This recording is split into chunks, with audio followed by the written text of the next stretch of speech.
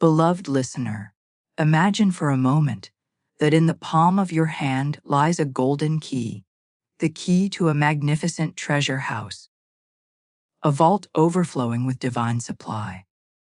This treasure is not a fantasy, not a trick of the mind, not mere wishful thinking. It is the natural result of spiritual law, a law as precise and reliable as mathematics.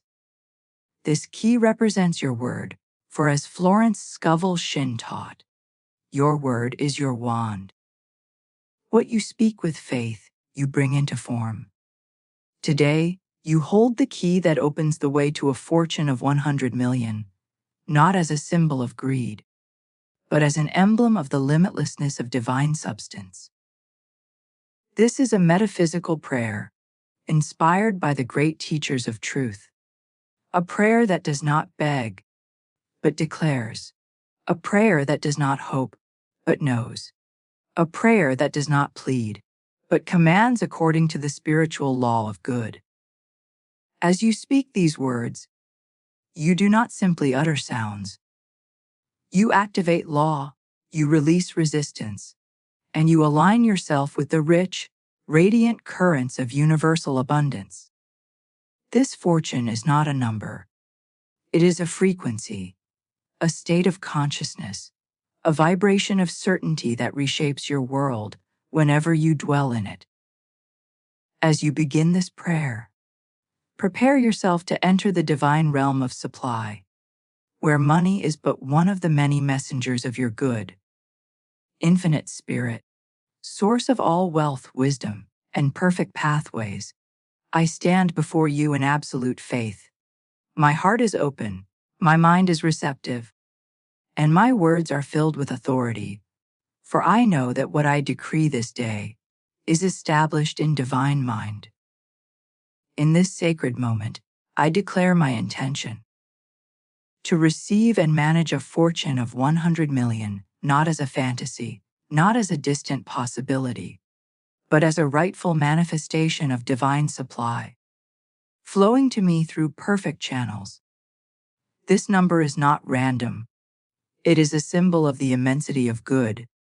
The universe is ready to pour into my life. I now align myself fully with the vibration of abundance. Every cell of my being listens. Every thought becomes a magnet for prosperity. Every emotion harmonizes with perfect success. I am in tune with the infinite. I now declare, I am worthy of this fortune. Not by striving, not by forcing, but by divine right. My worthiness is established by the very fact that I am a creation of the infinite. I am a channel of good. I am a vessel through which divine supply flows. All feelings of unworthiness dissolve now. All patterns of doubt crumble. All fear evaporates like mist before the morning sun. In their place rises a calm, serene certainty, a knowing that this fortune is mine by divine appointment. With each word I speak, I am turning the dial on the great vault of abundance. Each affirmation brings me closer to the perfect combination that unlocks my $100 million supply. I do not hope, I know. I do not wait, I claim. I do not beg, I command according to divine law. And so I speak the decree that shapes my destiny. I attract a fortune of 100 million by divine right, through divine channels, in perfect ways.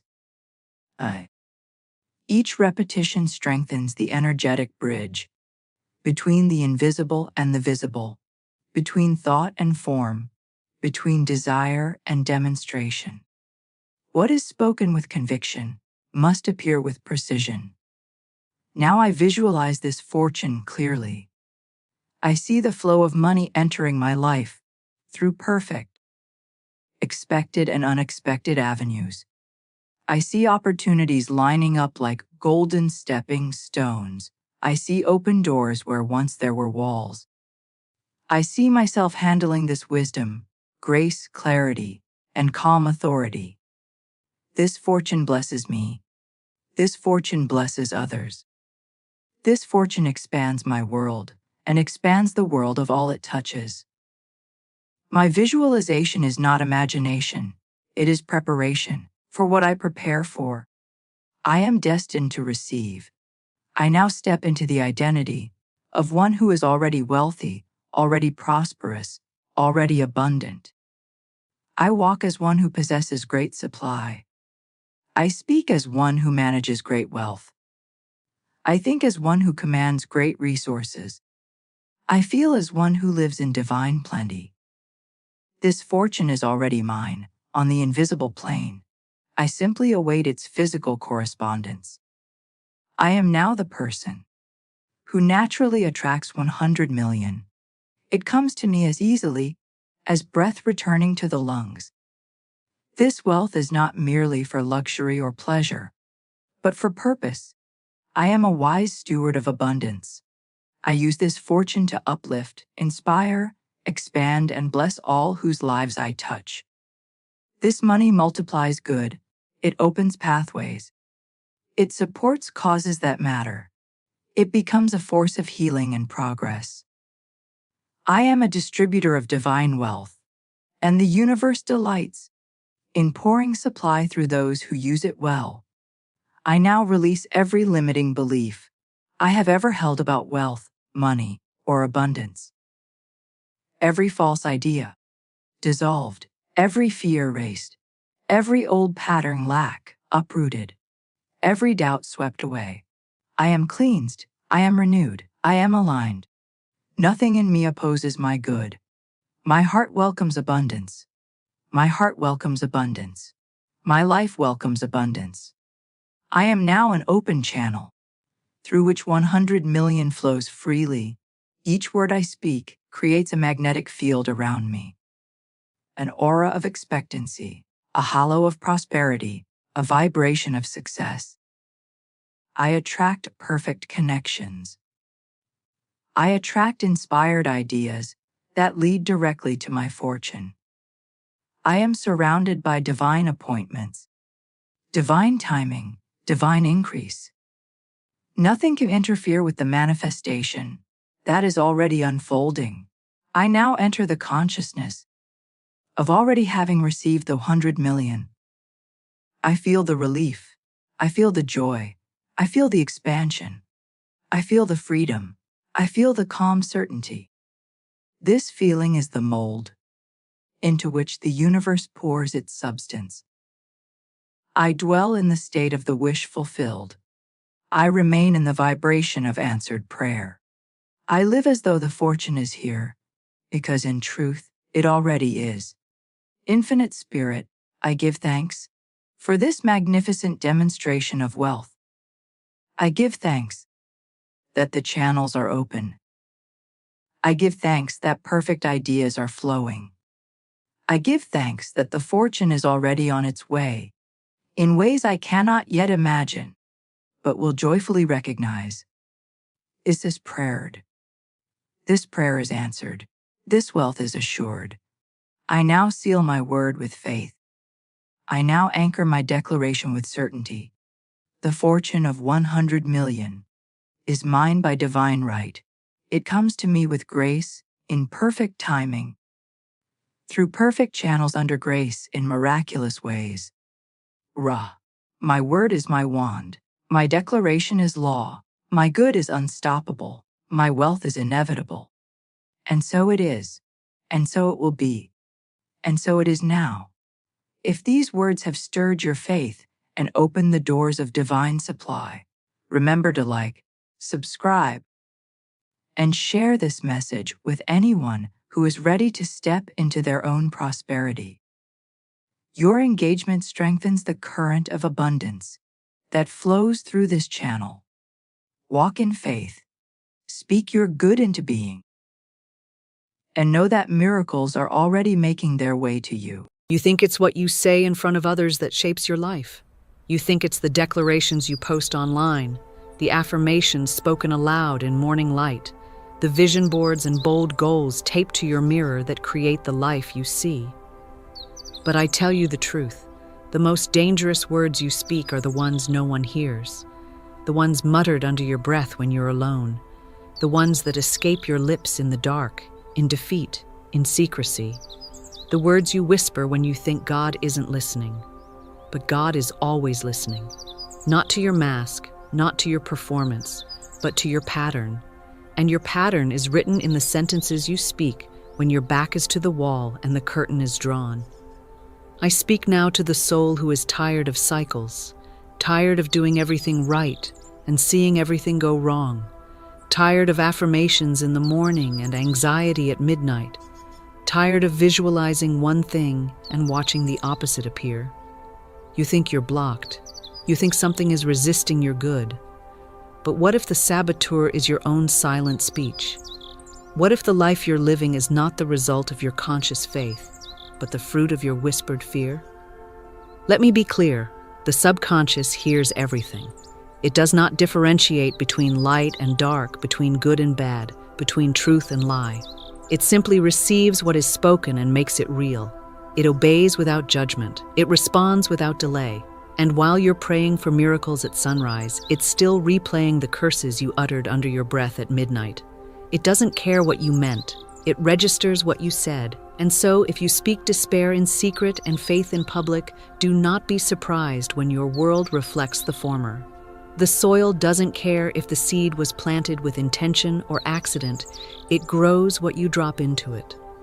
But here is the glory.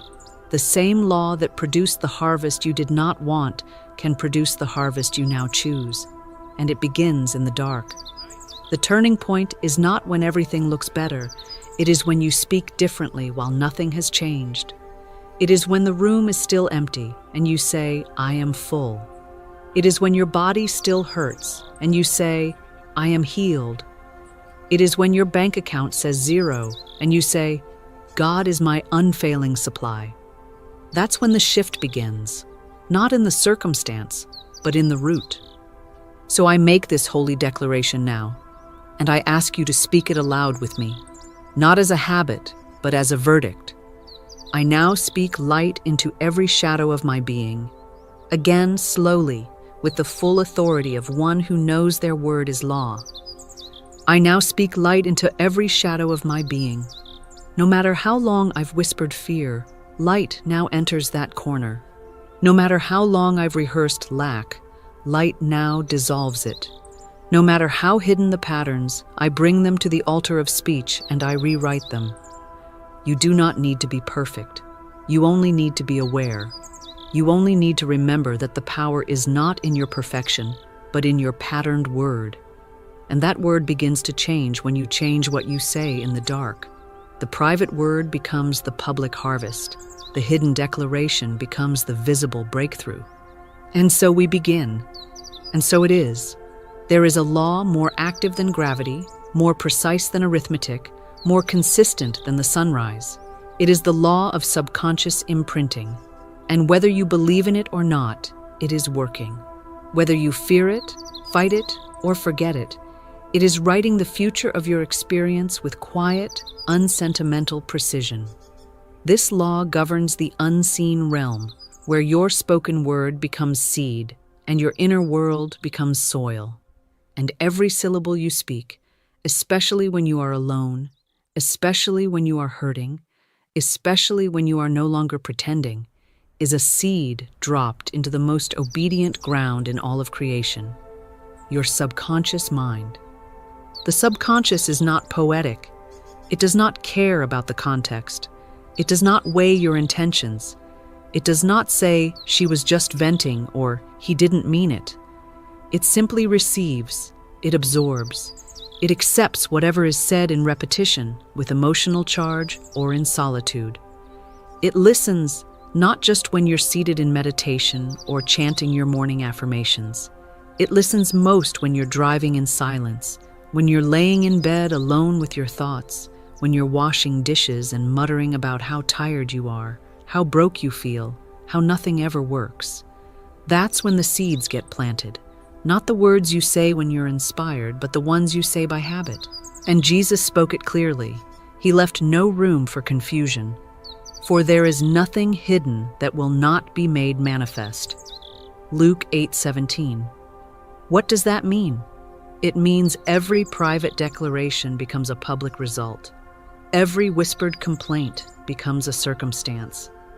Every late-night confession, even said in exhaustion or jest, becomes matter.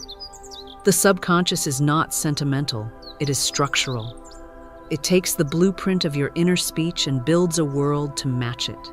You think you're just surviving the day, but if you are not conscious, you are scripting the next one. So ask yourself, what have you spoken in the dark? What did you say to yourself after the breakup, after the failure, after the job rejection? What did you declare when the bill came, when the scale rose, when the door shut? Did you say, nothing ever works for me? Did you whisper, I knew this would happen again? Did you mutter, I can't afford that? Because those words didn't vanish into thin air. They were planted, and unless they are uprooted by truth, they will grow. But here is the miracle. Just as easily as the subconscious accepts fear, it accepts faith. Just as it absorbed doubt, it will absorb declaration. It does not resist correction. It does not hold grudges. It simply obeys. So you do not need to be perfect. You only need to be present. Present enough to hear yourself in the dark. Present enough to catch the pattern. Present enough to say, that was a seed I do not consent to grow. And so now we speak what will be made manifest. Say this with me, not to hope, but to plant. My subconscious is holy ground. I only plant what I want to see. Again, with certainty, my subconscious is holy ground. I only plant what I want to see. This is how your unseen becomes seen. This is how the invisible turns to form. The law does not delay. It does not sleep. It simply fulfills what has been whispered. So let us whisper no more. Let us declare. And so it is. It is easy to speak faith when the sun is shining. It is easy to speak prosperity when the bank is full. It is easy to declare wholeness when the body feels strong and the room echoes with applause. But those words, though good, are not the ones that shape your destiny. The most powerful words are not spoken in the light. They are spoken in the dark, when you don't feel like saying them, when the tears blur the page, when the air is thick with fear and nothing looks like what you prayed for. That is the hour of creation. That is the moment where divine power is forged. That is when your voice matters most. So I ask you now, not what do you say when it's working, but what do you say when it's not? What comes out of your mouth in the hallway between the prayer and the promise? Do you say, why does this always happen to me? Do you mutter, it's always something? Do you repeat, I can't handle this, even as you live through it? That's the pattern. That's the loop. That's the lie clothed in emotion, scripting your next delay. Because while feelings are allowed to pass through, they are not allowed to speak for you. You are not a victim of your feelings. You are the authority over your words. And feelings may scream, but they do not create. Only the word does. So here is the holy shift. When grief tightens its grip, speak light. When anxiety rattles your chest, speak peace. When lack rises up and mocks you, speak divine supply. Not because you feel like it, but because you are rooted in law, not in mood. Say with me now, like you are carving it into your atmosphere. Though I walk in darkness, I speak only light. Again, slower, stronger. Though I walk in darkness, I speak only light. You are not denying the pain. You are refusing to give it the microphone. You are not ignoring the emotion. You are deciding who gets to write your next chapter. And it is not the fear. It is not the panic. It is not the inherited voice of your mother's struggle or your father's silence. It is the truth that you now claim as your compass. There is a moment in every trial, in every valley, where the enemy of your soul waits in the shadows, not to strike, but to agree. To get you to agree with lack, to agree with loss, to agree with limitation. It whispers, say it. Say you're tired. Say you're done. Say it's not working, just once, because if you say it, you plant it. And if you plant it, it must grow. But you don't have to. You don't have to come into agreement with hell. You don't have to come into agreement with feeling. You don't have to lend your mouth to the old cycle. You can stop it cold with truth. Say this now, not with emotion but with authority. Feelings pass, word creates. One more time as instruction to your inner world. Feelings pass, word creates. Let your body tremble. Let your knees shake. Let your tears fall. But do not change your confession. Because when all of this passes, and it will, what remains will be what you spoke in the middle. And if you spoke light, light will be your reward.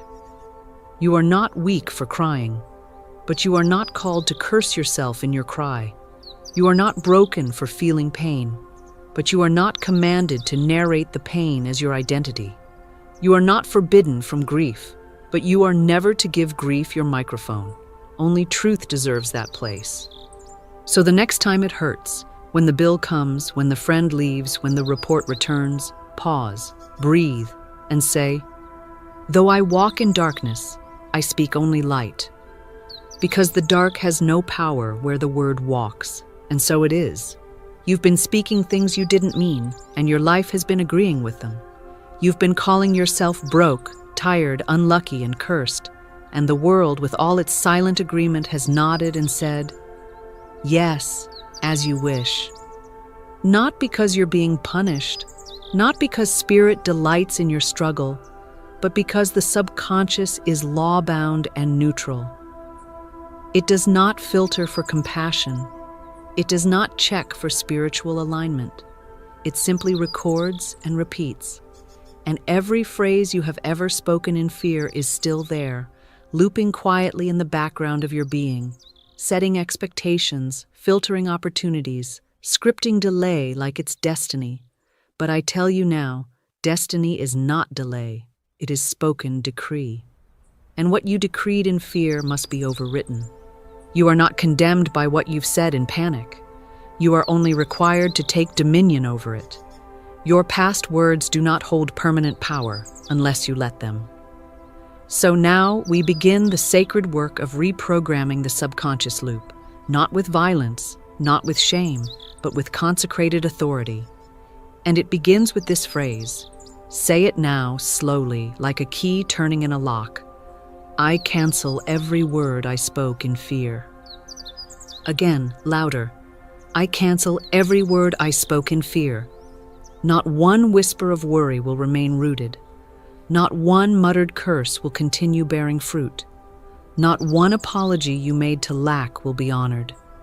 Every word that was born in anxiety, born in despair, born in inherited patterns of fear, they are nullified now. And now I invite you into the vision. See it.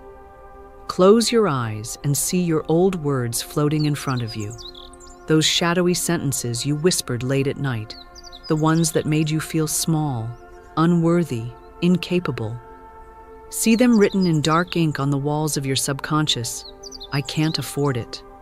No one ever stays. It's always hard for me. That's just my luck. Now watch as light begins to pour in, liquid gold, radiant, warm, alive. It floods the room of your inner being, and every word written in shadow melts, not erased by effort, but dissolved by truth. Let that golden light overwrite the lies. Let it replace every fearful imprint with divine coding. Now, in that same golden light, begin the new loop, begin the new law. Speak this aloud with reverence and rhythm. My inner language matches divine law. Again, my inner language matches divine law. No more contradiction, no more confession of fear while affirming faith, no more duality. You are now aligned, inner and outer, seen and unseen. You no longer leak lack in private while proclaiming prosperity in public. You no longer speak two languages. You are fluent in only one, the language of spiritual truth. This is the reprogramming, not once, not in bursts, but daily, rhythmically, relentlessly. You speak what you mean, and you mean what aligns with divine mind. You no longer casually curse yourself. You no longer joke in defeat. You no longer mutter lies in stress and wonder why the world echoes them back. You speak with full awareness that the loop is live. Every syllable you speak is setting the tone for what you will live. So once more, seal it in sound. I cancel every word I spoke in fear. My inner language matches divine law. Let that phrase become the guardian at the gate of your mind. Let it stand watch every time a fearful sentence tries to rise. And let it remind you, you are not just the speaker, you are the scribe of your soul. And the new story begins now, and so it is. You must stop speaking from your surroundings. You must stop narrating the dirt as if it's your destiny. The world you see is not your truth, it's your residue. It is the temporary echo of your old word. But if you keep reporting what surrounds you, if you keep speaking from the appearance of lack, from the dust of discouragement, from the fog of confusion, you will stay bound to the soil. And the soil was never meant to be your authority. It was meant to be your servant. The soil responds to the seed, not the other way around. But when you look at the soil and adjust your confession to match it, you abort the harvest before it ever grows. I say it now, as a command to your inner being. Stop speaking from the soil. Stop saying what is. Stop explaining what hurts. Stop defining yourself by the dust you're walking through. Speak from the seed. Speak from what you've planted, what you've prophesied, what you've dared to declare in the unseen. You do not speak the dirt, you speak the tree. And the tree may not be visible yet, but if the seed was true, then the outcome is guaranteed. The tree is inevitable. The harvest is already coded into the word. Your only job is to keep speaking what's been planted, not what surrounds the seed in the meantime. Imagine the seed in the ground, buried, covered in silence, surrounded by darkness, pressed by dirt, no sunlight, no applause, nothing visible. But within it, encoded in silence, is the full blueprint of the tree. The roots, the trunk, the branches, the fruit, all of it already in motion. The seed doesn't need to understand the dirt. It doesn't ask the soil for permission. It doesn't complain about the darkness. It simply begins to rise because the code inside it has already decided what it will become.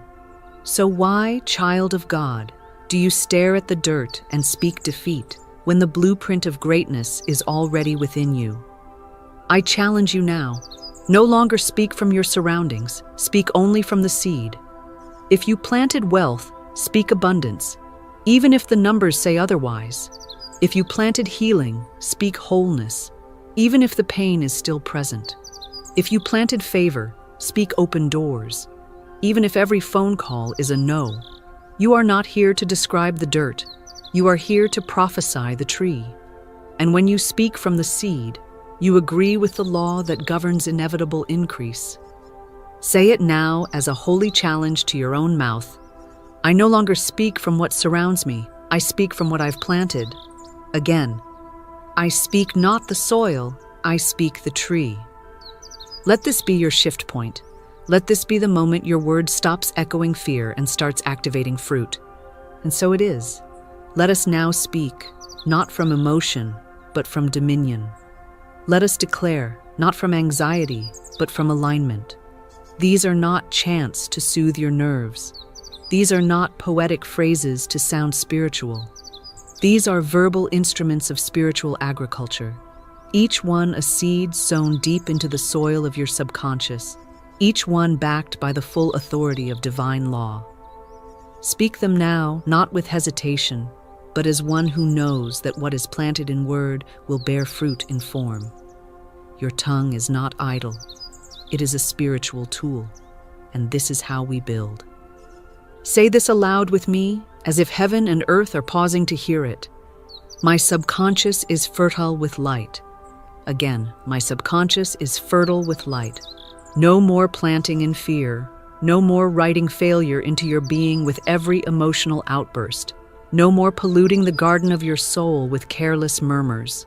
From this moment forward, you become intentional, you become rooted, you become responsible for the words you drop into yourself, and light is the only thing permitted to grow. My subconscious is fertile with light. Now speak the seed, call it by name, let the soil know what to multiply. Say, I plant wealth, health, and wholeness with my word. Again, deeper. I plant wealth, health, and wholeness with my word. You are not wishing. You are not begging. You are installing. You are writing a new code. You are telling the invisible realm what to build next. No more vague desires. No more fear-covered prayers. You name it. You speak it. And you plant it in the sacred field of your own inner being. I plant wealth, health, and wholeness with my word. Now cleanse the ground, guard it, protect it. Speak this like a sword held against every old pattern. No fear phrase shall take root in me. Say it again. No fear phrase shall take root in me. Fear may knock, worry may whisper, but you no longer give those voices authority. They are not allowed to live in you. They are not allowed to build in you. You hear them and you replace them. You notice them and you denounce them. And the moment you do, their seed loses power. You are the gatekeeper now. No fear phrase shall take root in me. And now we close this sequence, not with a question mark, not with a pause, but with finality, with truth as the last sound. Only truth bears fruit. Again, slowly, like you're engraving it into your spiritual DNA, only truth bears fruit. Not fear, not complaint, not history, not logic, not feelings, only truth. And from now on, truth is all you speak. And so it is. Have you been planting weeds with your words? Have you, in the secret hours of exhaustion, dropped phrases into your subconscious that never should have been spoken? Be honest now, not to be ashamed, but to be free. Did you say, it's always hard? Did you whisper, I don't know how much more I can take? Did you mutter, nothing ever works for me? Those were not just expressions. Those were seeds. And the law did not judge you. It obeyed you. The soil did not resist you. It responded. But today, with one conscious breath, one sacred decision, one holy sentence, you can begin the reversal. You are not here to punish yourself for what you said. You are here to take back the microphone. You are here to stop letting fear write your future. You are here to speak the light that transforms your dark. And I ask you now, not for me, but for you, to mark this moment in sound and symbol. If your atmosphere has shifted, if your inner world has stirred, if you feel something new rising from the depths, then declare it where the law can witness it and your soul can confirm it. Comment now, I now speak light into my dark. Let it be your line in the sand. Let it be your reversal. Let it be your resurrection.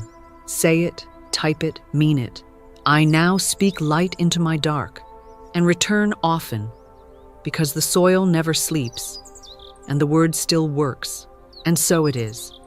There is a law that governs the unseen moment, the hour when no one is watching, when no one is affirming you, when the room is still and your fears get loud. It is not the law of hustle, not the law of performance. It is the law of silence paired with the spoken word. This law does not activate when you are celebrated. It activates when you are alone. When the sun has set, when the body is tired, when your soul drifts toward vulnerability, when the curtain of the day closes and you meet yourself, this is when the real decree begins. This is where creation starts, not with applause, but in the hush. The night symbolizes more than sleep. It symbolizes the subconscious phase of manifestation, when nothing looks alive, yet everything is forming, when the seed is buried and no evidence exists, when all activity seems to have stopped, but divine movement is most intense. And it is in this hour, the hour of mystery, the hour of darkness, that the law listens more closely than ever. Because in silence, your true belief rises. In stillness, your real decree speaks. And what you speak in this quiet, hidden hour becomes the architecture of your morning.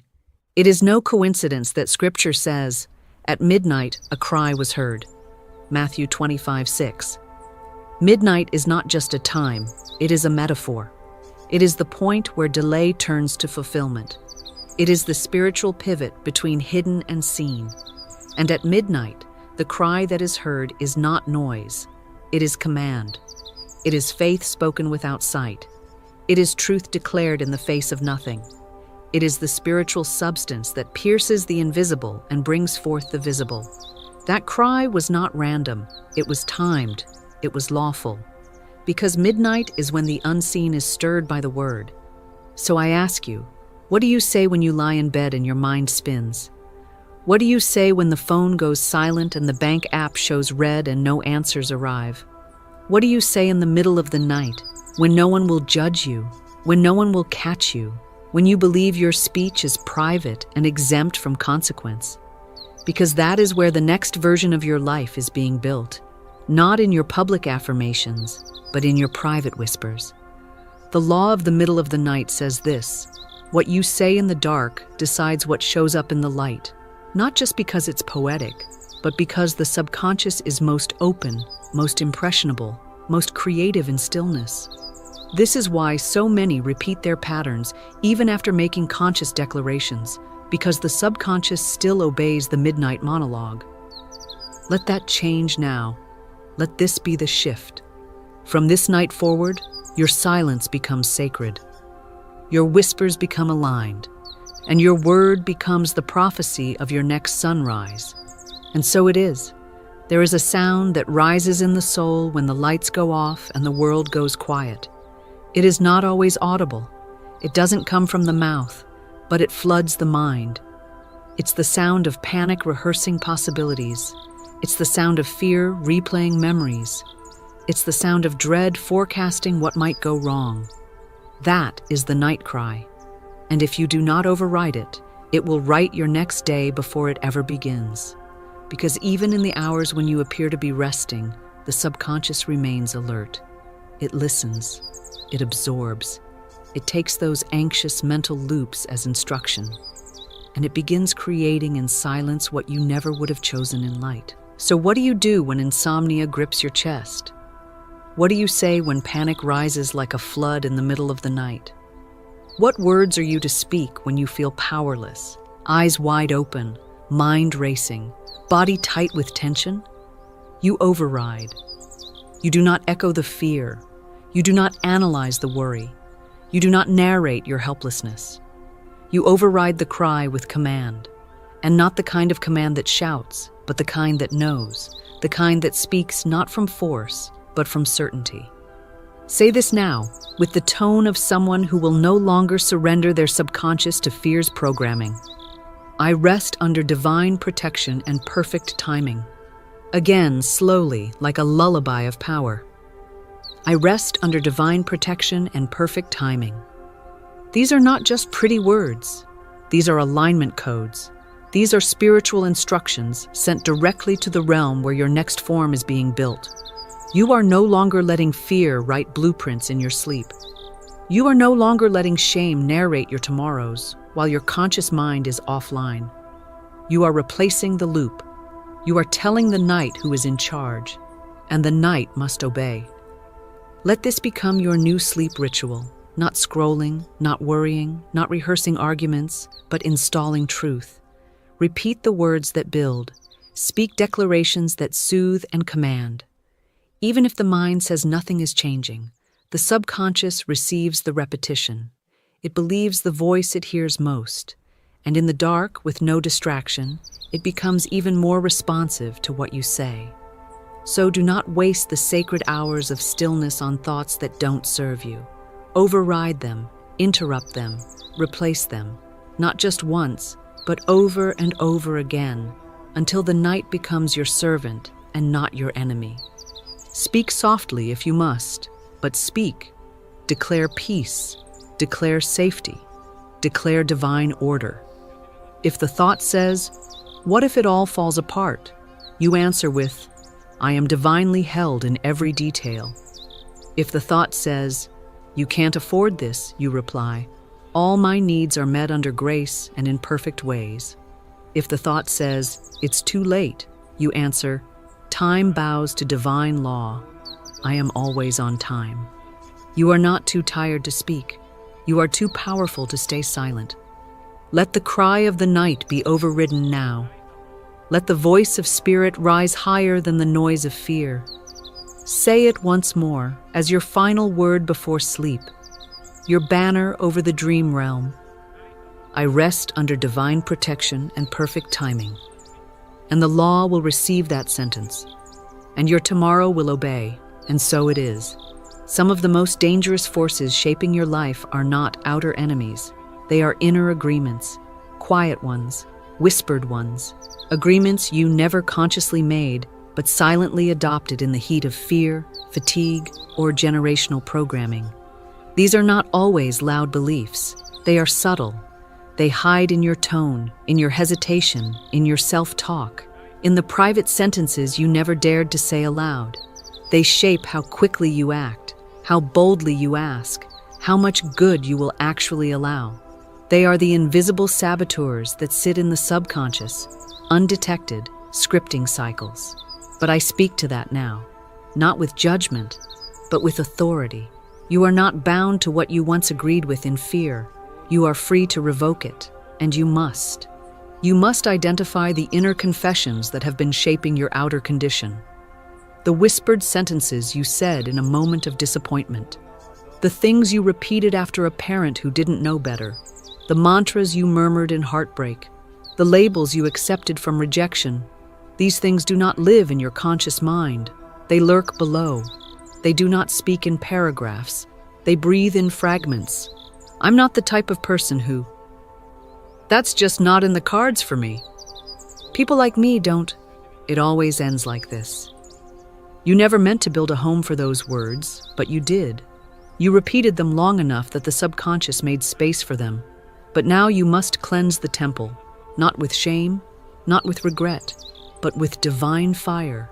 Say this now with the gravity of a soul reclaiming its structure. I renounce every whispered limitation. Again, like you're tearing up an old contract, I renounce every whispered limitation. These are not just words, they are evictions. You are no longer the host of hidden sabotage. You are no longer the quiet partner in a false belief. You are no longer living by internalized ceilings that spirit never gave you. I renounce every whispered limitation. That phrase becomes the broom, the sword, the wind that clears the dust of decades. You do not need to know exactly where the lie came from. You only need to know it no longer belongs. Now, close your eyes and see it. In your mind's eye, picture a table. Upon it are sheets of paper, each one holding a sentence you've spoken in fear. Inherited words, cultural curses, scarcity scripts, lines like, I'm not smart enough. It's too late for me. I'll always struggle. I'm not worthy of wealth. Now watch as a flame appears, not harsh, not chaotic, but holy. Gold, violet, glowing from within. And with each breath, the fire consumes the page. The words shrivel, fade, disappear. You do not cling. You do not plead. You let them burn. They were never yours. You were never meant to carry them. This is the fire of spiritual reprogramming, and it leaves no ash behind. As the fire clears, see a new inscription appear, not written by trauma, not spoken by fear, but engraved by divine mind. I speak only what aligns with truth. I am the vessel of sacred instruction. My subconscious obeys only what serves. Let these words take root where the weeds once were. Let them resound louder than the lies. Let your silence now be filled with holiness. Let your inner monologue become a sanctuary, because the saboteur has been evicted, and only truth lives here now. Say it once more, I renounce every whispered limitation. And so it is. There is a moment in every day, every season, every soul's unfolding, when all the noise fades and silence stretches before you like a mirror. And for most, that silence feels like discomfort. It feels like lack. It feels like something is missing. So we fill it with worry, with replayed conversations, with loops of doubt dressed as thinking. But I challenge you now, stop filling silence with fear. Stop pouring worry into the gaps where spirit was ready to speak. Stop narrating doom just because no one else is talking. Silence is not your enemy. Silence is not a void. Silence is the throne room of spiritual instruction. You must retrain yourself to see stillness not as emptiness, but as readiness. The silence is not absence. It is presence waiting to respond. And the only voice that should break that stillness is the one that knows who it is and what it commands. When all is still, you do not panic. You prophesy. You do not fill the space with guessing. You fill it with decree. Because the silence is not empty air, it is sacred canvas, and your word paints the future upon it. So when the moment comes, when the room goes quiet, when the phone doesn't ring, when no answer appears, don't fill it with noise. Don't reach for distraction. Don't go hunting for someone else's voice to break the stillness. Speak, not as a beggar, not as a victim, as a creator, as a vessel of divine authority. Stand in that silence like it's a courtroom and the verdict depends on your tongue. Stand in that stillness like it's holy ground. And say this with me now, not as poetry, but as law. Peace obeys my voice. Again, stronger. Peace obeys my voice. You are not the echo. You are the origin. You are not reacting to the quiet. You are shaping what comes next. Speak into the stillness as if the entire atmosphere is leaning in to obey. Because it is. Speak healing. Speak money. Speak direction. Speak love. Speak strength. Speak restoration. Not after the chaos ends, but right into the center of it. Your voice carries weight when no one else is speaking. Your decree becomes architecture when the ground is bare. So the next time it's quiet, when the world doesn't seem to answer you, when heaven seems silent, when you feel suspended in delay, don't narrate confusion. Don't speak doubt. Don't panic into old scripts. Step forward, open your mouth, and say, "Peace obeys my voice." Because you do not wait for evidence, you create it. And so it is. Now we speak again, not to repeat, but to reinforce, not to inspire emotion, but to imprint divine rhythm into the subconscious. These are not just affirmations, they are activations. They are sacred decrees that recalibrate your inner temple, reroute old programming, and replace subconscious sabotage with spiritual sovereignty. Every word you speak now becomes law in the realm of the unseen, forming the outcomes that will soon walk into view. So speak them not as a request, but as a ruler.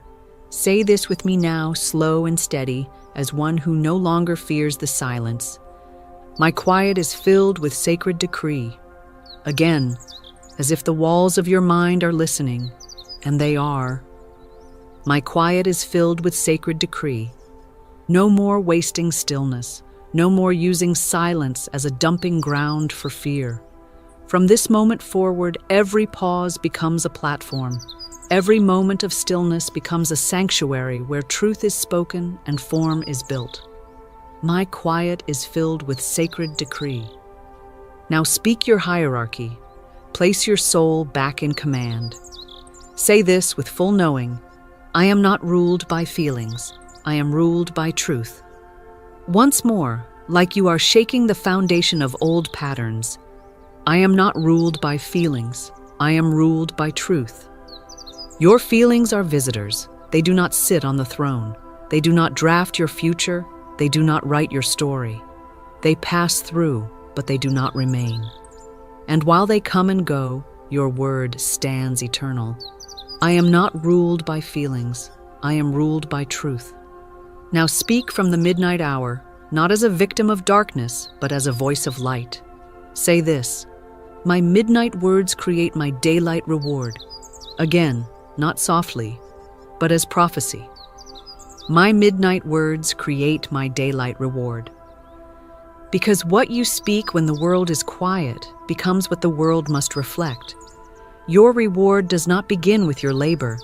It begins with your language. What you speak at night becomes what you wake up to next. You are no longer wandering in circles. You are speaking in straight lines toward divine result. My midnight words create my daylight reward. And now, close this round with the final seal, the vow that ends all wavering. Say it now with full alignment. I speak only from faith, never from fear. Again, like it is being etched into the gates of your mind. I speak only from faith, never from fear. No more double-mindedness, no more mixture, no more praying in faith and muttering in doubt. From this breath forward, your word belongs to the kingdom, not to chaos. Your speech is sanctuary. Your voice is vision. Your decree is clean. Let these affirmations anchor you. Let them echo through your day. Let them travel with you into night. Because you no longer speak to survive. You speak to create. And so it is. Will you speak light in your next dark hour?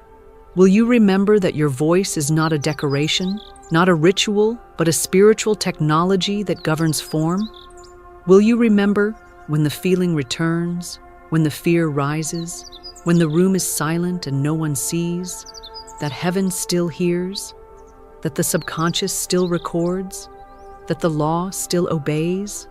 This is your invitation, not to inspiration, but to dominion, to become a keeper of your own atmosphere, to become a watchman over your own tongue, to turn midnight from a place of collapse into a place of command.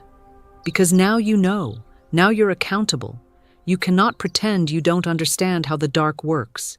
You cannot go back to muttering curses and wondering why nothing grows. From this moment forward, you speak as one who knows, one who understands that the words spoken in the quiet carry more power than the speeches shouted from stages. One who understands that midnight is a portal, and your decree is what determines what steps through it. So I ask you now, not gently, but with fire, will you speak light in your next dark hour? Will you catch yourself before the old phrase repeats? Will you replace the sigh with a sentence of sovereignty? Will you say, not in theory, but in truth, midnight obeys my word? If you're ready to mark that shift in sound and in scroll, comment it now and say it out loud as you type it. Midnight obeys my word, because it does. And now, so do you. And so it is. Everything in your life right now, every condition, every relationship, every dollar, every delay, every breakthrough, exists not because of random events, not because of luck, not because of circumstances beyond your control. It exists because of structure. And the structure beneath it all is built by one thing, your word. Words are not decorations. They are architectural instructions in the invisible. Every sentence you speak becomes scaffolding. Every repeated phrase becomes a beam, a wall, a door. And over time, the world you move through is not the world handed to you by fate.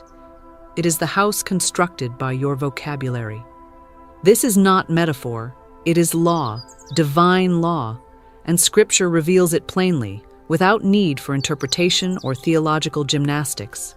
By faith, we understand that the worlds were framed by the Word of God. Hebrews 11:3. Worlds, plural. Not just galaxies, not just cosmic spheres, but personal dimensions, life realms, outcomes, experiences. Framed, built, designed, shaped, supported by the Word. That same divine pattern is active in you. Your word frames your world. It outlines what is allowed.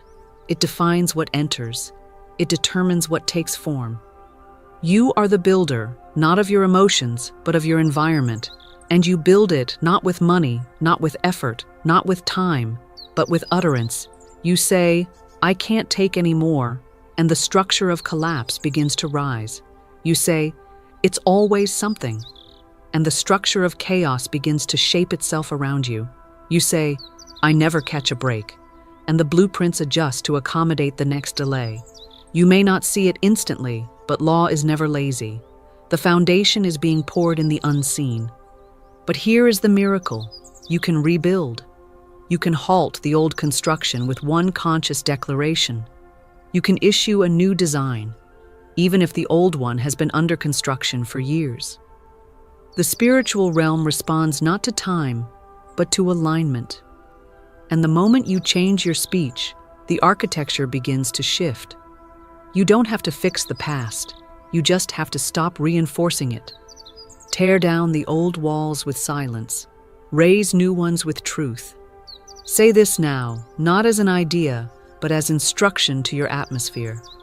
My word frames my world. Again, stronger. My word frames my world. And then ask yourself, what have I been building? A sanctuary or a prison? A palace of overflow or a cage of limitation? Have my phrases created doors or walls? Let this be your blueprint shift, from careless speech to conscious structure, from emotional release to spiritual decree, because the next version of your life is waiting on your next sentence. Build wisely, speak lawfully, frame what you actually want to live in. And so it is. You are not just the actor in the movie of your life. You are the narrator. You are the one who overlays the scenes with meaning, with language, with prophecy. And I ask you now, what have you been narrating? What captions have you placed over your circumstances? What inner monologue have you let play on repeat while you walk through your days? Because many of you are not just going through difficulty, you are narrating yourself deeper into it. You are voicing defeat before it fully arrives. You are calling lack your identity. You are giving confusion. Before any coin leaves your hand, before any note is handed over, before a single transaction is made, pause, breathe, and remember, money is not leaving you. It is circulating. It is flowing through divine channels, only to return to you doubled, increased, and multiplied by the laws of the Spirit. There is no loss in divine mind. There is only multiplication, restoration, and infinite supply. What you give out with faith, you receive back with grace. Say this before you spend. Every dollar I spend returns to me doubled. What I give, I receive. I am one with the substance of God, and money flows to me easily, effortlessly, and continuously. This is not just a saying. It is a spiritual law. It is a divine decree. It is your word spoken into the ethers, calling forth the harvest before the seed even leaves your hand. Let your vibration be one of abundance, not lack. Let your consciousness speak of overflow, not limitation. When you pay, pay with joy. When you give, give with faith. When you release money into the world, do not see it as a loss. See it as a seed that is returning to you through unexpected channels, from seen and unseen sources. The Spirit knows no restrictions. The divine knows no barriers. Your supply is unlimited when you align your words, your faith, and your heart. So now, before you spend any money, speak boldly, speak believing. This money is coming back to me doubled. The universe rushes to return it. I am a magnet for divine increase. I trust the law. I walk in faith. I speak prosperity, and prosperity speaks back to me. You are not spending. You are sending. You are not releasing in fear. You are planting in faith. And what you plant in the invisible, you will harvest in the visible. The law works. The word works. Your declaration sets the law of circulation in motion. Trust that it is already done. You are blessed. You are supported. You are divinely provided for. And so it is. Money is not lost when it leaves your hand. It is transformed.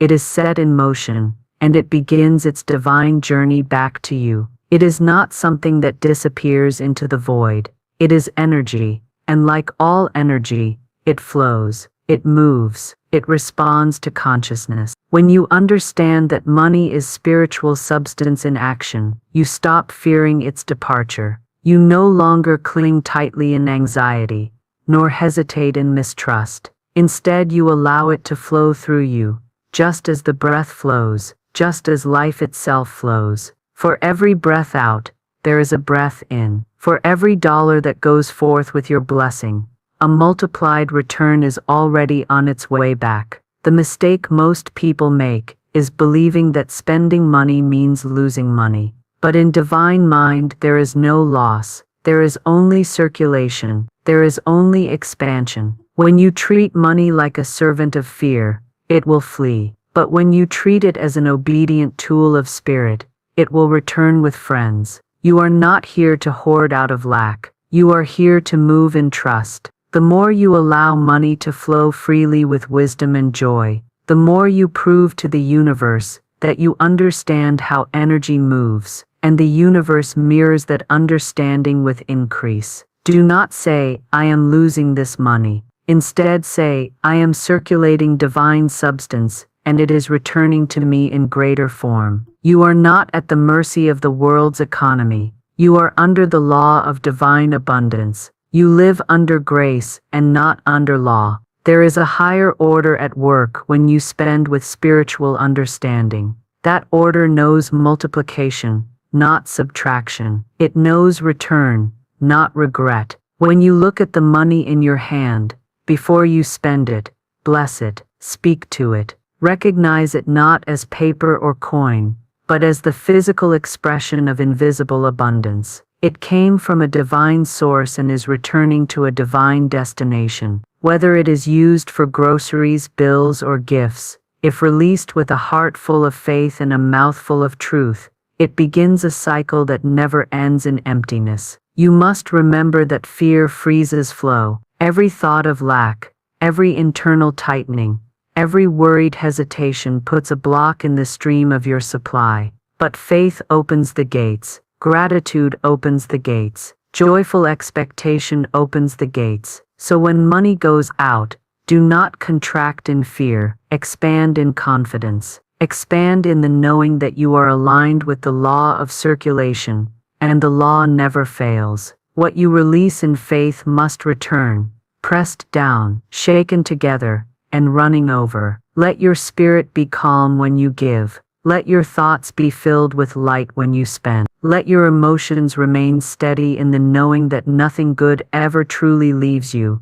It only changes form before coming back richer. You are not disconnected from Source. You are an extension of it, and because you are one with the infinite, your supply is infinite. Each time you spend, remember this: the energy of what you give carries the instruction of what shall come. Give in trust, and receive in divine timing. Let your financial actions reflect your spiritual truth. You are not spending money. You are releasing energy into a perfect, abundant, responsive universe. What leaves your lips before you release money matters as much as what leaves your hand. Your word is not a small thing. It is a mighty force that shapes the direction of your life, including your finances. Before the money even moves, your tongue has already told it what to do. Words carry vibration, and vibration determines manifestation. Every time you spend, every time you give, every time you let money move through you, your spoken word plants the instruction in the spiritual soil, and the instruction must be fulfilled. When you say, "This money returns to me doubled," you are not making a hopeful wish. You are declaring spiritual law. You are setting into motion a divine cause that brings a divine effect. Too many people spend money with words of fear. They say, "There goes my last," or "I hope this is enough," or "This will drain me." And so it becomes true, not because it had to be, but because their words shaped the outcome. You cannot speak lack and expect overflow. You cannot prophesy poverty and expect prosperity. The words you speak before you spend are like the blueprint for what will come next. If you design lack, lack is what you will build. But if you design increase, increase is what must return. There is a spiritual precision to this. Your voice is not just sound, it is authority. You have been given dominion through your declaration. Every dollar you spend listens to your instruction. Every transaction you make in the physical is a transaction first initiated in the invisible. Your words are the currency of the unseen. When you say, "I give joyfully and this comes back multiplied," you are issuing a command to the energy of money itself. You are blessing your flow instead of blocking it. You are sending it out like a boomerang, knowing it has no choice but to return carrying more. Money has ears. It hears what you say about it. If you call it hard to find, it hides. If you call it evil, it avoids you. If you treat it like a stranger, it does not stay long. But if you speak to it as your servant, your friend, your divine tool, it begins to obey. Speak to it kindly. Speak with confidence. Speak with spiritual authority. Say, this money is part of the infinite supply. It knows its way back to me. It is only changing form for a moment, but it is never gone. It returns blessed, increased, and multiplied. Each word is a seed, and the universe is the soil. The words you speak before you spend determine the harvest you will receive. Nothing is accidental. Nothing is wasted. When you choose your words, you choose your outcome. The divine responds to your declaration with precision. That is why you must become intentional with every phrase, every sentence, every silent thought wrapped around your spending. Money is not just a tool in your hand. It is an echo of your inner world. Whatever you say about it, it repeats back to you in form. Do not speak lack when you spend. Do not speak fear when you give. Do not speak regret when you release. Say only what you desire to experience. Say what aligns with abundance. Say what makes heaven respond. Say, this returns to me doubled. I live under divine law. My supply is constant. I speak life over my money, and it listens. Let your voice go before your money. Let it carve the path of return. Let it proclaim what you want, not what you fear. Because in this universe governed by law, your word is the first wealth you ever hold. There is no such thing as true loss in the mind of the infinite. What appears to be gone is only temporarily out of sight, moving through spiritual channels designed to bless you beyond what your eyes can see. When money leaves your hand with faith, it does not vanish. It obeys a higher law. It enters the divine system of return. You may think you've spent it. You may feel like something has been subtracted. But in truth, it has only shifted into the invisible realm to be multiplied and returned in perfect form and timing. Just as a seed disappears into the soil before it breaks forth as harvest, so does your money transform when sown in trust. When you spend or give with the spiritual understanding that nothing is ever lost, you remove yourself from the illusions of fear. You no longer say, this money is gone, but instead affirm, this is money in motion, destined to return greater than before. Spirit does not operate on subtraction. It operates on expansion. And when you act from that truth, you become immune to the panic of the world. The world may speak of lack, inflation, downturns, and scarcity, but divine mind knows only increase, multiplication, and provision. And it is this mind that you are one with, not the mind of man, but the mind of God. Every time you release money with the consciousness of increase, you are partaking in a divine economy that cannot fail. What leaves must return. What you release in trust is not a loss, but a signal to the universe that you are in alignment with divine law. You are not grasping, hoarding, or fearing. You are trusting, flowing, and allowing. And because you trust, you are trusted. The universe begins to move in your favor, arranging circumstances, creating channels, delivering opportunities that match the vibration of your faith. There is no need to chase what is already assigned to you.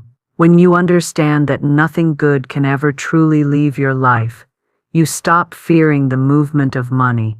You start to welcome it. You speak to it with assurance, knowing that it knows the way back. It is not gone. It is gathering. It is being blessed, multiplied, and rerouted with your name already attached. When you believe this, you move through life differently. You spend differently. You give differently.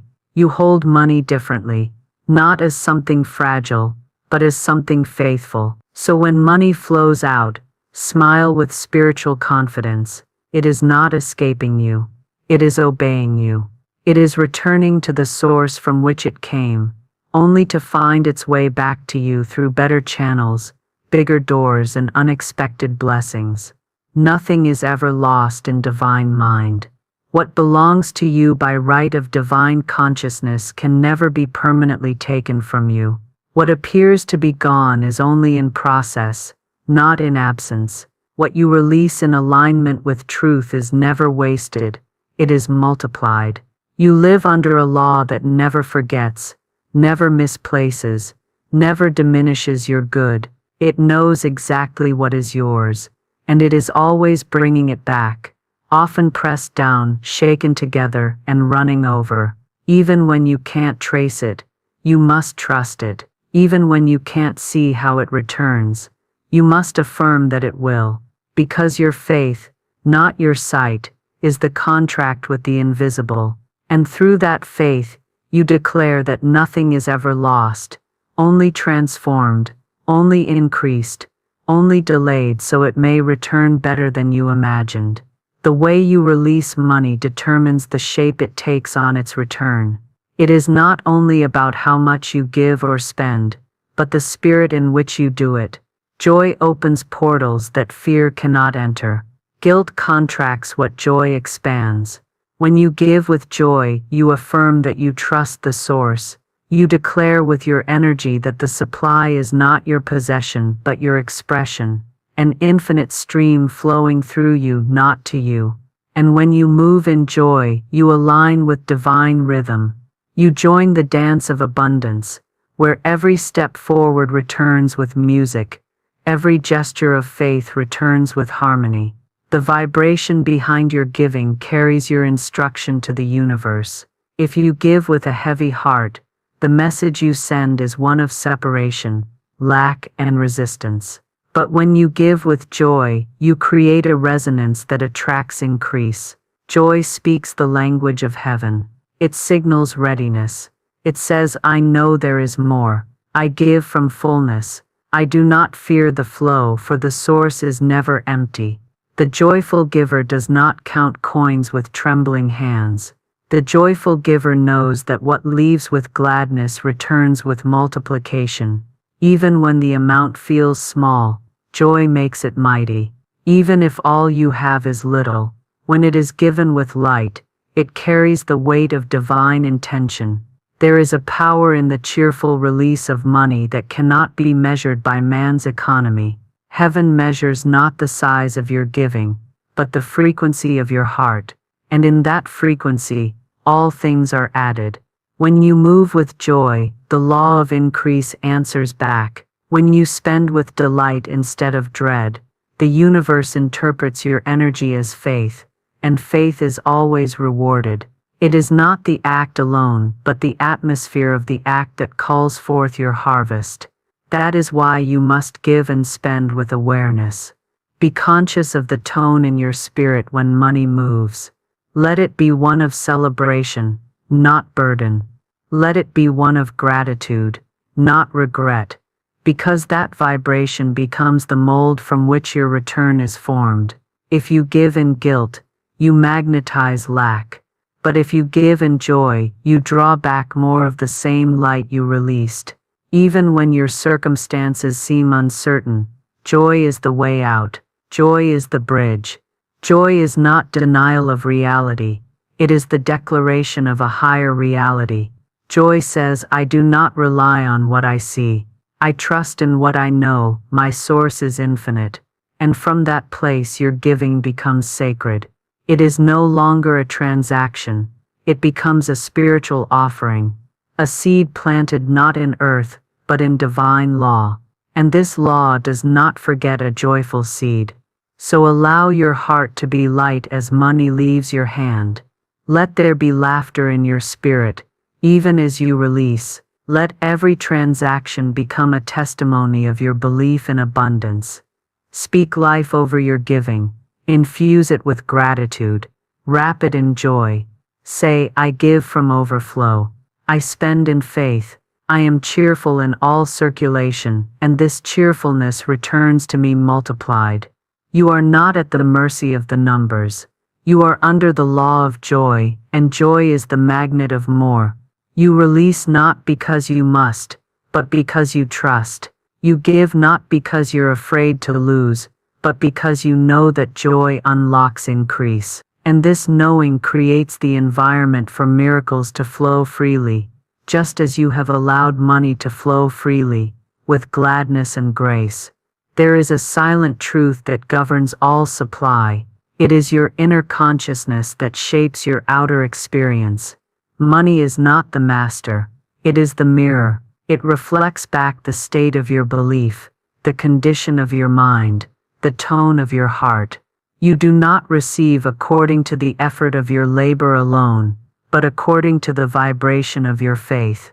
When you shift your inner posture into trust, knowing that you are connected to the infinite reservoir of good, your financial world must follow. The change always begins within. Every outward breakthrough is born from an inward realization.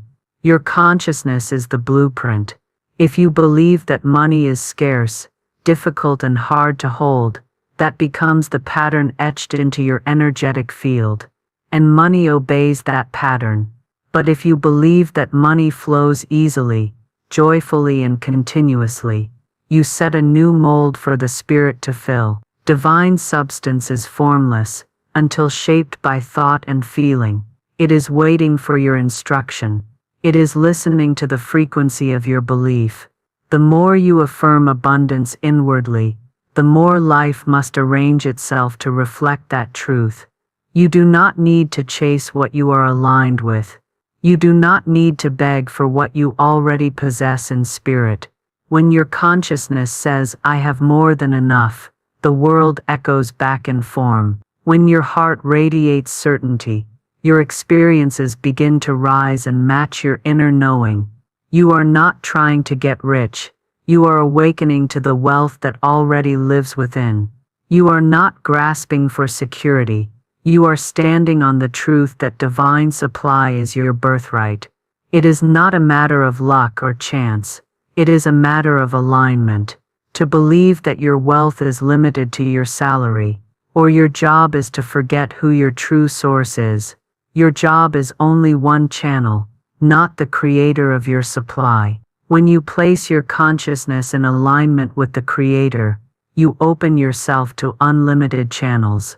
Unexpected gifts, divine appointments, multiplied returns, all become possible when your inner world is flooded with faith instead of fear.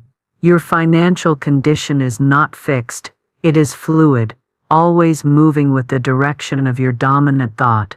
So tend to your inner garden with intention. Watch the thoughts you entertain, the beliefs you rehearse, the words you repeat. Speak of yourself as abundant. Think of yourself as richly provided for. Know within your soul that money is drawn to your energy, not your desperation. Prosperity is not a possession, it is a vibration. It cannot stay where it is resented, feared, or doubted. It lives where it is welcomed, honored, and believed in.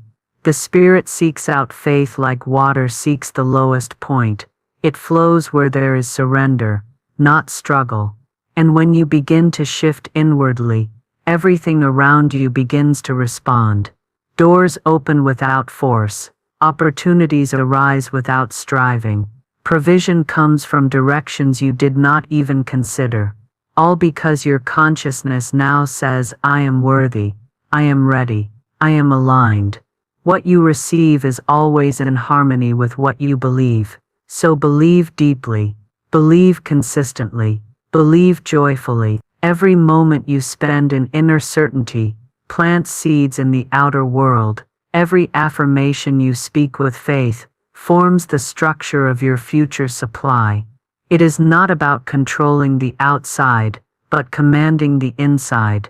And from that place of command, quiet, spiritual, unwavering, your world bends to accommodate your truth. Your wealth begins as a decision in consciousness, and that decision sends a signal to the universe that cannot return void. Before you let money move from your hand, let your spirit speak. Let the invisible go before the visible. Every act of spending is not just an earthly transaction, it is a spiritual agreement. And what activates that agreement is your spoken word. Words are not casual sounds. They are laws declared. They are containers of faith. When you open your mouth and speak truth into the moment, you command the energy that shapes the future. You are not a passive participant in your financial life. You are the author, the prophet, the co-creator with the divine. What you say before you spend sets the vibration of what will return. It is not enough to hold belief silently. You must release it in sound. You must speak with authority that flows from knowing who you are and who your source is. When you say, "I release this money in joy," knowing it returns to me doubled through divine channels, you are not simply hoping, you are instructing. You are aligning your mind, body, and spirit with the law of return. You are calling forth your harvest even as you let go of the seed. And the law must obey, because it is written, "Your word shall not return unto you void, but it shall accomplish what you send it to do." Spending with silence leaves room for doubt, but spending with declaration fills the atmosphere with certainty. It creates a pathway for divine movement. It shifts the energy from chance to choice, from reaction to creation. Your declaration becomes the stamp of faith on your transaction. It tells the universe, "This is not a loss, this is a loop. What leaves now circles back, multiplied and blessed."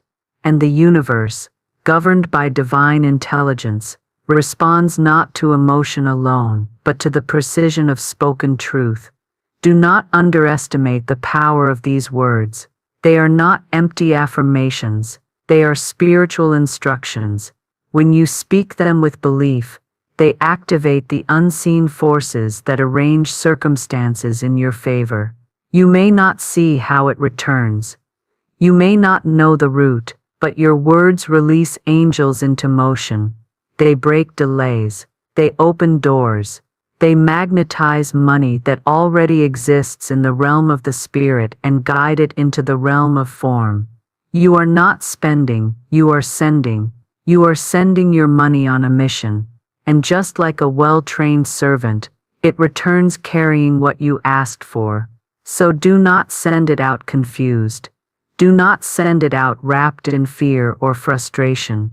Send it out with clarity, with joy, with a clear command that it is to return increased, doubled, overflowing with divine favor. Speak with the confidence of one who knows that spiritual law is always in effect, that the invisible is more real than the visible, and that your voice carries the weight of divine authority. The moment you speak before you spend, you shift the experience from ordinary to sacred. You no longer see money as a temporary possession, but as an eternal servant of spirit. You begin to live in the knowing that money moves in obedience to your word, that it goes where you send it and comes where you call it, that it listens to your energy, your intention, and your vibration. And so you speak, before you spend, not as a ritual, but as a rightful act of creation. You speak as one who understands that the universe is waiting on instruction, and that your voice is the signal that sets all things in motion. Faith does not chase. Faith does not beg. Faith does not grasp at what already belongs to it. Faith commands. Faith expects. Faith knows. Once your word has been spoken and the energy released, your role is no longer to wonder how or when, it is to trust that what you declared is already in motion. There is a divine intelligence greater than logic, a sacred timing beyond calendars, and a spiritual current more precise than any plan. And when you let go of control, you allow this power to do its work. The return may not come through the channel you imagine, but it will come through the channel that aligns with your highest good. You do not need to trace every step of the return. You are not called to be the architect of the journey. only the author of the word. Once you speak in faith, this money returns to me doubled through divine channels. You have sent the signal. Now you must rest in the knowing that it is being answered in full. Doubt disturbs what faith secures. When you question the timing, you disrupt the flow. When you lean on understanding instead of trust, you slow what is already on its way. Spirit does not move through worry, it moves through surrender. Let the law do what it does. Let the universe orchestrate the return in its perfect rhythm. You may not see the wind that carries the seed, but the tree will grow in its season. In the same way, the money you send out with faith is now carried by spiritual forces unseen, arranging, preparing, aligning every necessary detail for its multiplied return. And your only task now is to remain in joyful expectation, not anxiety, not obsession, not constant checking, but joyful, peaceful knowing that what is yours cannot miss you. The unseen realm does not forget. Every word you speak in alignment with truth is recorded in spirit and returned in form. Every time you spend with affirmation, every time you give in joy, every time you declare abundance, a transaction is initiated in the invisible. And in the invisible, nothing is ever lost. There is no delay in divine mind, only divine preparation. What seems like waiting is often refining. What appears slow is often building. And when the return finally arrives, it will be better than the form you imagined, because it came through the wisdom of spirit and not the limits of your logic. So you let go, not out of weakness, but out of strength. You stop asking how it will come, and instead you prepare for its arrival. You hold the vibration of one who trusts the law. You walk with the energy of one who has already received, because in the realm of spirit it is already done. Your belief is the bridge, and your patience is the path. And the more you rest in divine assurance, the faster the form finds you. Do not try to manipulate the flow. Do not try to force a method. The universe has ways you've never dreamed of, channels you've never seen, people you've never met, and timing more precise than anything you could plan. Your work is to remain open, not attached, aligned, not anxious, available, not afraid. Keep your vibration high, keep your words aligned, keep your faith steady, because while you've let go of the how and when, you have never let go of the truth. And that truth continues to call forth the multiplied return of what you released with joy, spoken with authority, and trusted without condition. There is a sacred principle hidden in plain sight. What you spend is never lost when you see it as a seed. Every dollar, every cent, every transaction you make in faith is a divine planting. It may look like it left your hand, but in truth, it entered the soil of spiritual law. And just like any seed placed in the ground, it disappears for a moment, not to die, but to multiply. You do not mourn the seed when it leaves your palm, because you understand that it is becoming something greater. So too must you regard every act of spending, giving, or investing in divine order as a spiritual sowing, one that guarantees a harvest. This is where your trust must deepen. You no longer see money as something spent, gone, or subtracted. You see it as something sent, planted, and divinely assigned. And before you plant it, you speak to it. You charge it with intention. You affirm its return. You do not release it silently, for a silent seed lacks instruction. You declare, "You are returning to me doubled." You are opening doors. You are parting seas. You are gathering increase in places I cannot see. And that seed, now infused with divine word, has no choice but to fulfill its assignment. The world may look at spending as an expense, but you look with spiritual eyes. You look and see the invisible. You understand that the material world is only one layer of the truth. Beneath the surface of every transaction is a spiritual transaction, a covenant of trust. an exchange of faith. You are not diminished when you spend in alignment with truth. You are expanded, because you are not reacting to a temporary number in a bank account. You are responding to a permanent truth written in your spirit. There is always more where this came from. And so you release money not in fear but in fullness. You release it not in desperation but in dominion. You tell it where to go, what to do, how to return. You treat it as a servant of the Spirit, obedient and loyal. You no longer panic when it flows out. You praise. You bless. You prophesy over what looks like subtraction, and you transform it into multiplication. Because you know the truth, a seed only seems small until it becomes a harvest. $1 only seems insignificant until it returns as an open door, a divine connection, an unexpected provision. Let your soul rest in this rhythm. Let your heart trust this law. What you plant with faith cannot fail. What you release in spiritual alignment cannot disappear. The earth responds to the seed. The universe responds to the spoken word. And the Spirit responds to the intention behind both. That is why you must keep your energy clean when you give. Release without regret. Sow without sorrow. Bless what leaves you, because you know it is coming back richer. Every seed has its own time, and every financial seed you plant with joy is already under the care of divine timing. You don't need to force it. You don't need to dig it up and worry. You speak over it once, and you trust the law to do what it was made to do. You've already given it its mission. It's already carrying your frequency. It's already on the way back to you, transformed into something greater than you imagined. And you walk forward not empty but expectant, because your seed is never lost. It is only growing. There comes a moment in the journey of divine prosperity where every act involving money transforms from a mundane transaction into a sacred expression.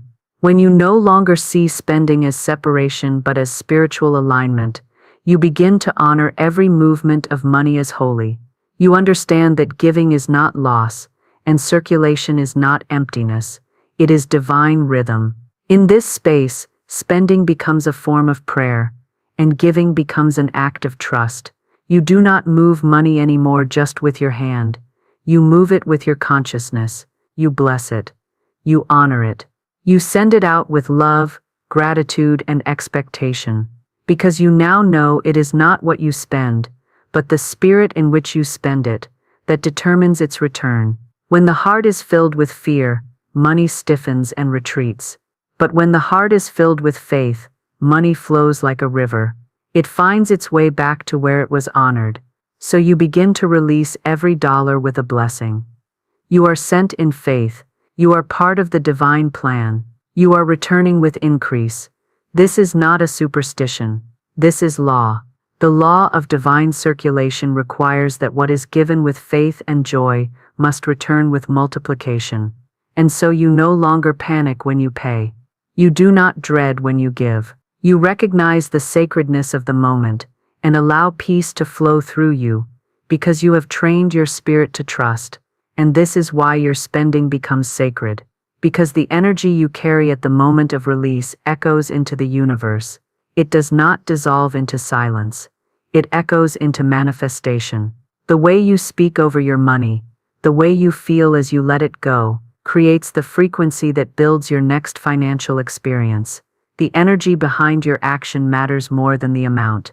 Even the smallest act of giving, if released in love, returns tenfold. Even the simplest bill paid in gratitude becomes the key to unlocking greater provision.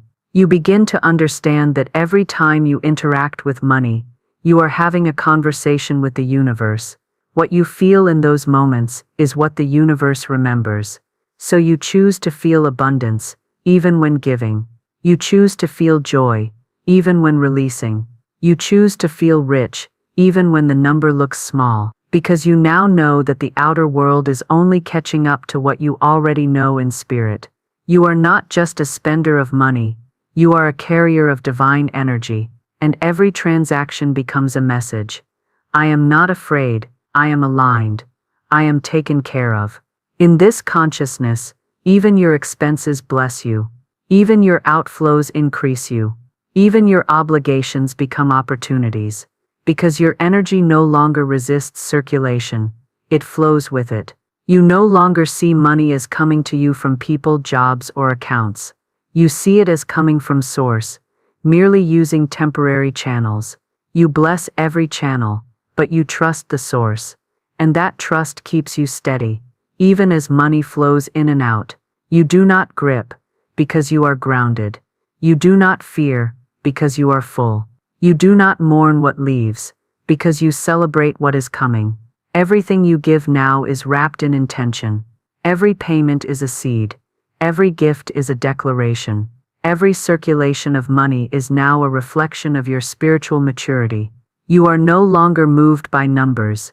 You are moved by truth, and the truth is that divine supply never runs out.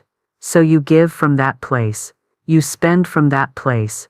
You live from that place. And from that vibration all things are added unto you without effort or strain, because you have made the circulation of money a sacred extension of your faith. And as this spiritual rhythm of circulation deepens within you, something even greater begins to take form. You no longer seek to possess money. You seek to partner with it. You are not trying to hold it tight. You are inviting it to walk with you in purpose. Because now, money is not just a means. It is a message. It is no longer a tool of survival, but a signal of service.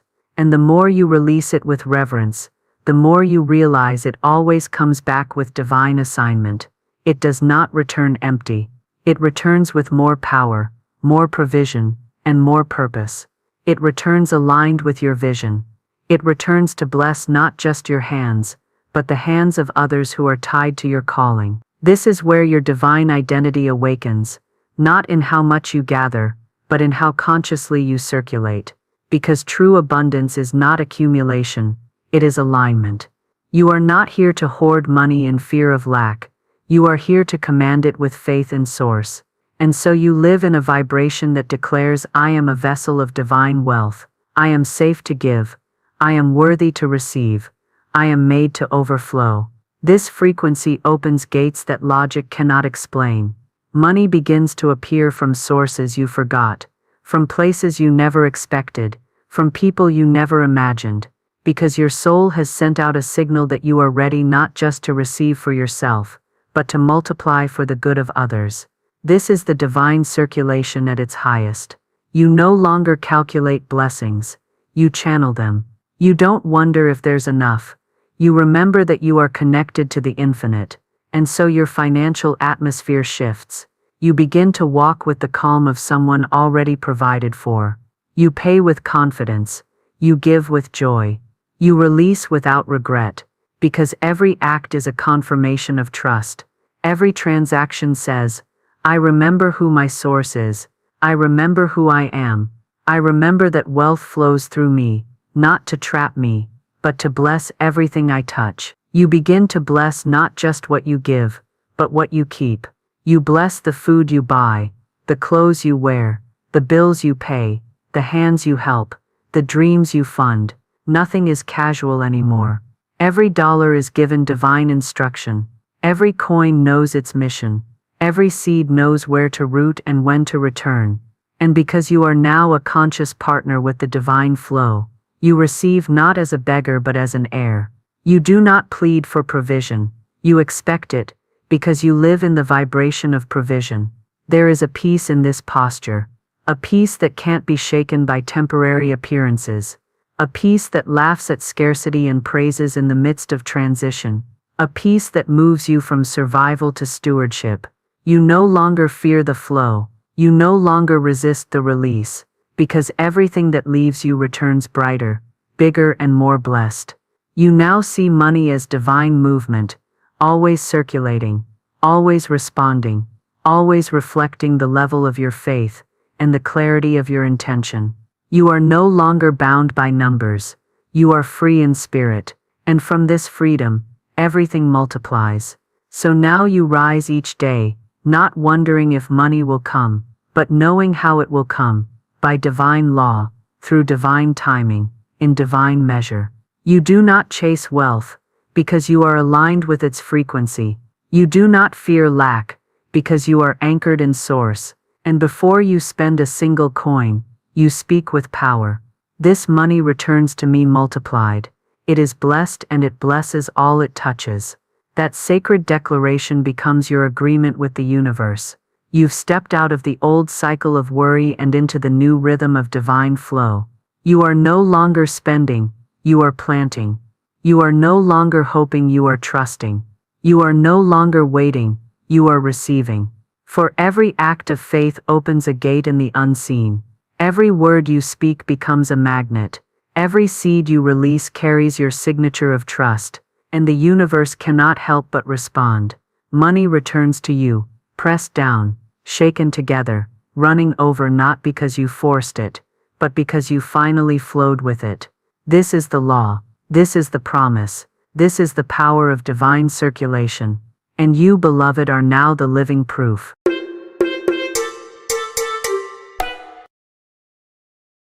You do not need more time. You do not need to wait another year, another season, another lesson, another sign. You do not need more money, more degrees, or more effort. What you need, what you have always needed, is a word. A single, aligned, spiritually charged sentence, spoken with divine conviction. One sentence that does not beg or explain or hope, but commands. One sentence that rewires the vibration of your entire life and calls forth what was already prepared for you in the invisible. One sentence that shifts your inner world so completely that the outer must bow in 24 hours. The world will tell you change takes time, that you must crawl toward healing, that progress is measured in years. But I tell you by spiritual law, transformation is not on a calendar. It is on a word. The moment you speak with faith, the moment you declare your divine identity, the moment you cancel the old rhythm and replace it with truth, law moves. Spirit begins rearranging. The demonstration starts, not in a week, not in a year, but now. And what has tarried will appear, because the word has gone forth, and it shall not return void. The opening of creation was not a plan. It was not a process. It was not a strategy. It was a sentence. Let there be light, and there was light. No debate, no delay, no discussion, just a holy sentence, charged with creative power, spoken into the void. And that same law is yours. That same breath has been given to you. That same authority waits on your command. You were never meant to wander. You were meant to speak. You have tried everything else. You've journaled. You've waited. You've worked. You've worried. But you have not yet spoken this one sentence. The sentence that cancels delay. The sentence that breaks the spell. The sentence that reroutes time, reclaims direction, and returns you to the rhythm of God's perfect plan. And I say to you with sacred urgency, until you speak the word, nothing moves. But once you do, everything shifts, not in concept, but in form, not in theory, but in substance. Spirit is not moved by emotion. Spirit is not moved by longing. Spirit is moved by truth, declared with faith, spoken with boldness, released without fear. So stay close, because before this message ends, you will have that sentence. You will know how to speak it, when to speak it, and what to expect when you do. This is not a suggestion. This is not a philosophy. This is law. And when the law is activated by your word, your life begins again, within 24 hours. Let us begin. Most people do not live lives. They live loops, spirals of waiting, patterns of delay. They walk the same circle of lack and call it reality. They touch the edge of breakthrough, only to fall back into fear. Not because they are weak, not because they are cursed, but because they have never been taught to speak. They react, they wish, they analyze, but they do not decree. And without a decree, the law remains inactive. Without the word, the demonstration remains unborn. Without a sentence, your good stays sealed in the invisible. I have seen lives frozen in time, not by external enemies, but by internal silence. Not by lack of opportunity, but by lack of spiritual command.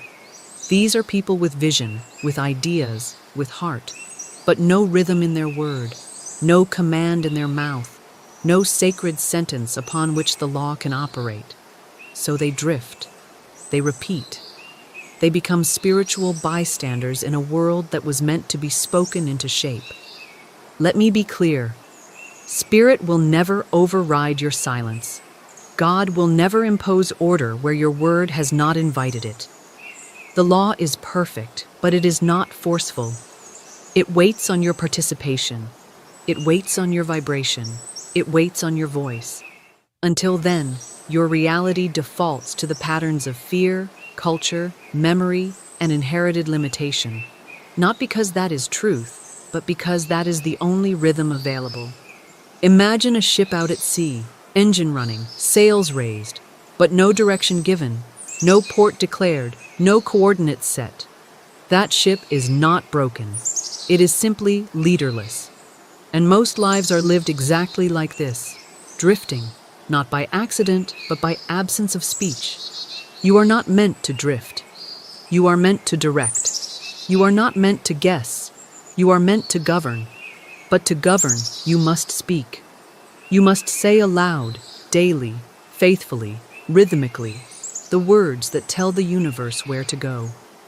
You must give spirit something to work with, a blueprint, a command, a sentence that slices through confusion and establishes truth. Until you speak with authority, your life cannot rise in power.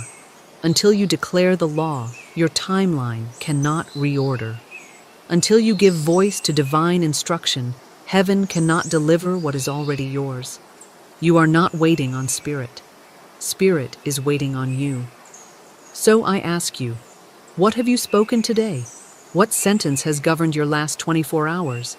Have you declared your direction? Or have you merely described your delays? Have you prophesied, or have you complained?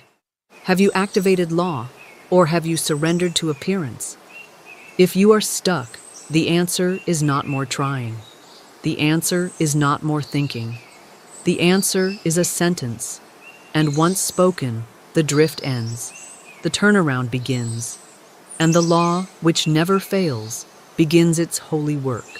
Every delay, every derailment, every so-called detour has one thing in common. It was never greater than the law.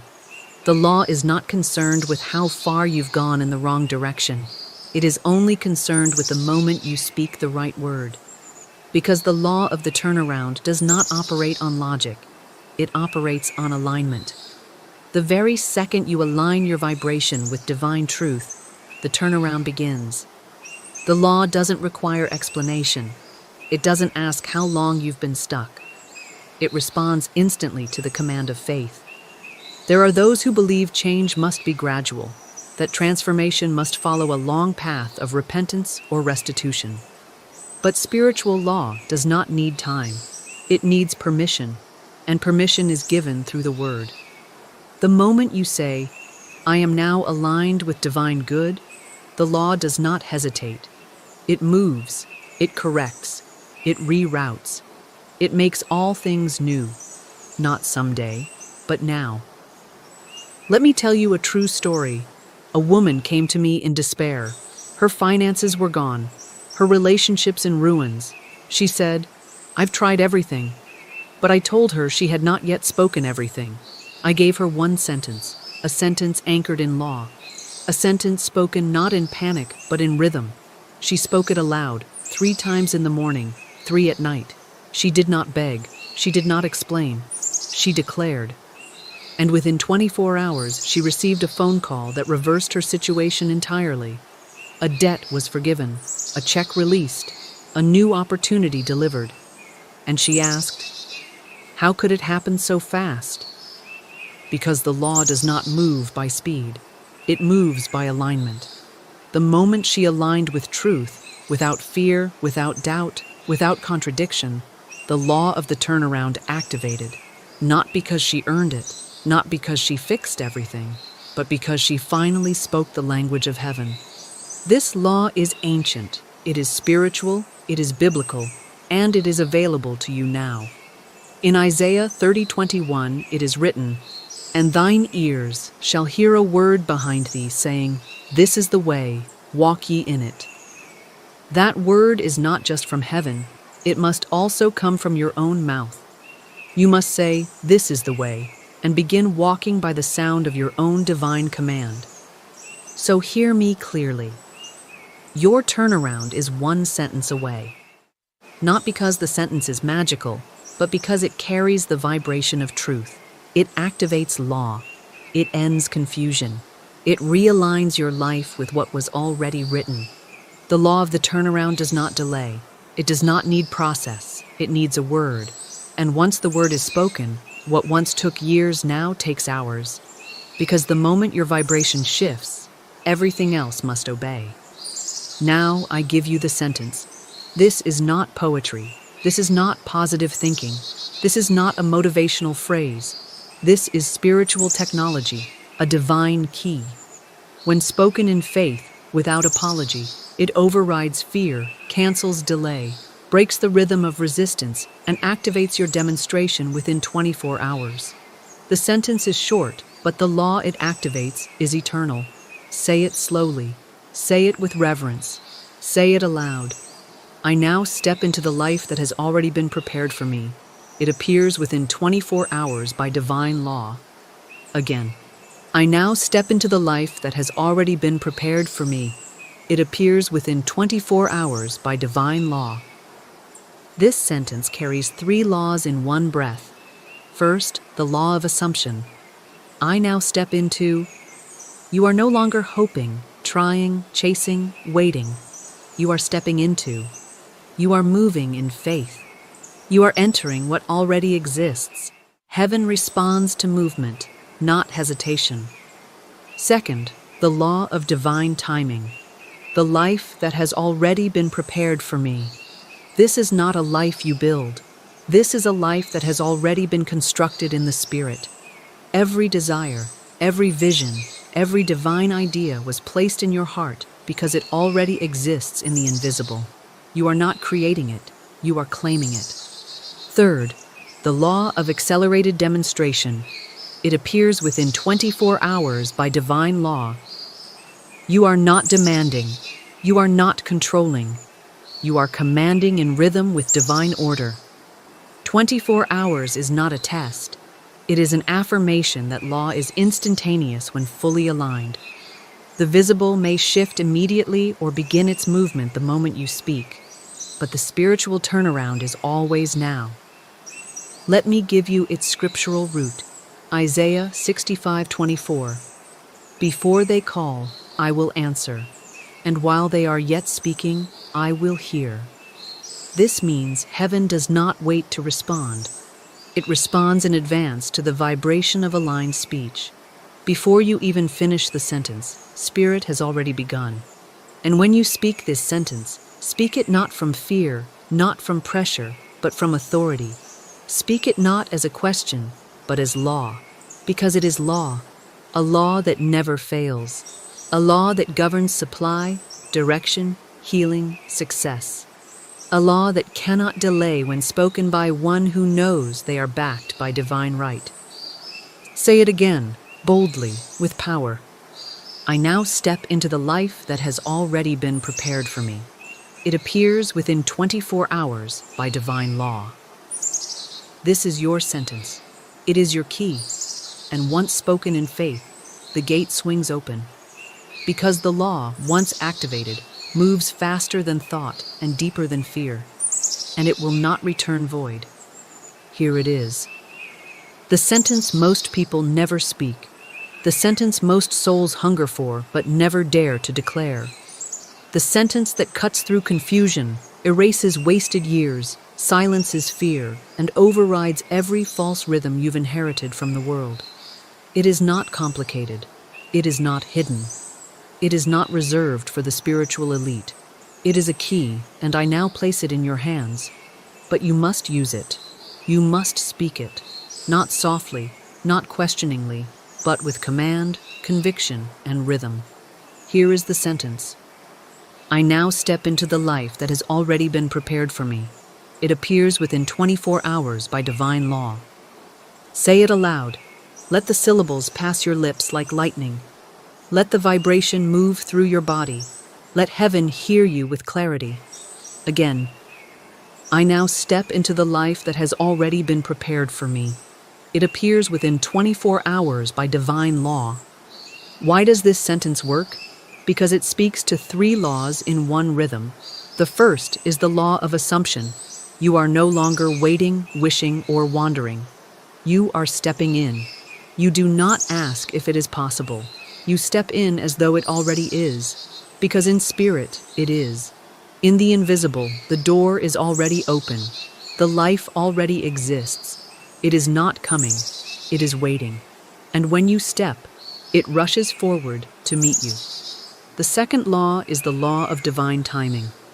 The life that has already been prepared for me. It is not being built. It is done, complete, finished. The moment you desired it, heaven designed it. The vision was not random. It was recognition. You saw what was already yours, and now you speak it into form. God does not make you guess. He prepares and positions, and your word gives you access. And the third law, the one that shakes the illusion of delay, is the law of accelerated demonstration. It appears within 24 hours by divine law. Not because you're rushing, not because you're demanding, but because law does not need time. It needs alignment. And 24 hours is not a test of God. It is a test of your willingness to speak as one who knows. Your world can rewire in an hour, in a breath, in a blink, when the word is true. Scripture confirms it. Isaiah 65:24. Before they call, I will answer, and while they are yet speaking, I will hear. Before the sentence is finished, heaven has heard it. Spirit does not lag. Law does not stall. Law acts the moment your vibration aligns with its design. So say it now. Say it with power. I now step into the life that has already been prepared for me. It appears within 24 hours by divine law. You are not hoping. You are not begging. You are commanding. This is not a fantasy. It is your divine right. Spirit has waited for this moment. The unseen has waited for your word. Now speak it, often, faithfully, rhythmically, and prepare to see a rearrangement so swift it will humble your mind and glorify your God. Because once the sentence is spoken, the law begins. A sentence is not a spell. It is not something you whisper one time and hope the universe hears you. It is a command, and a command must be given with rhythm, with reverence, and with repetition. You are not casting wishes into the air. You are constructing reality with the substance of sound. You must speak the sentence as one who rules, not one who pleads, as one who knows, not one who doubts. Your tone matters. Your posture matters. Your expectation matters, because spirit responds not to words alone, but to the vibration behind them. When should you speak it? Speak it first thing in the morning, before the world can argue with your truth. Speak it again at midday, when momentum threatens to fade. Speak it once more before sleep, when the veil between seen and unseen thins. And speak it in moments of action. Before you send the message, make the decision, step into the room. Let it be your spiritual password, your energetic permission slip, your internal ignition. Let every act of your day be preceded by the decree. And how should you say it? Not fast, not flat. Say it with rhythm, with breath, with pause, with power. Imagine you are standing before the gates of your own kingdom, and your voice is the key. Imagine your future is already standing behind the curtain, waiting on a single word to be summoned. Then speak. I now step into the life that has already been prepared for me. It appears within 24 hours by divine law. Let every syllable carry command. Let no part of you contradict it. Do not rush it. Do not analyze it. Speak it as law. Say it until it imprints your cells, until your nervous system no longer reacts to appearances, but to truth. Say it until the voice of doubt dissolves. Say it until your environment changes. Because it will. It must. The law cannot return void. And what must you not do? Do not speak it once, and then speak fear the rest of the day. Do not declare it in the morning and cancel it with complaint by noon. Do not plant this seed and then dig it up with worry. Guard your mouth like a temple. Let nothing come from your lips that weakens your word. Remember, the sentence is not magic. It is law. It works not because you are worthy, but because it is aligned. It works not because you try hard, but because you speak truth. And truth, when spoken boldly, reorders everything in your favor. So speak it again, now. I now step into the life that has already been prepared for me. It appears within 24 hours by divine law. This is how you move mountains. This is how you shift timelines. This is how you become the governor of your own demonstration. Not through hoping, not through waiting, but through the bold, faithful rhythm of your word. And the moment you speak like this consistently, the universe responds. Not in confusion, but in perfect, ordered manifestation. Many ask, is it really possible? Can one sentence change my life in 24 hours? And I answer with holy certainty, yes, if it is spoken in the vibration of divine law. Because spiritual transformation is not gradual, it is not a slow burn. It is instantaneous in the unseen and visible in the seen as fast as your belief will permit it. There is no time in spirit. What you think takes months in matter takes only moments in truth. The speed is not about the sentence. It is about the certainty. Let me explain what I call the spiritual physics of manifestation. Spirit is substance, word is vibration, and vibration is the pattern that matter must obey.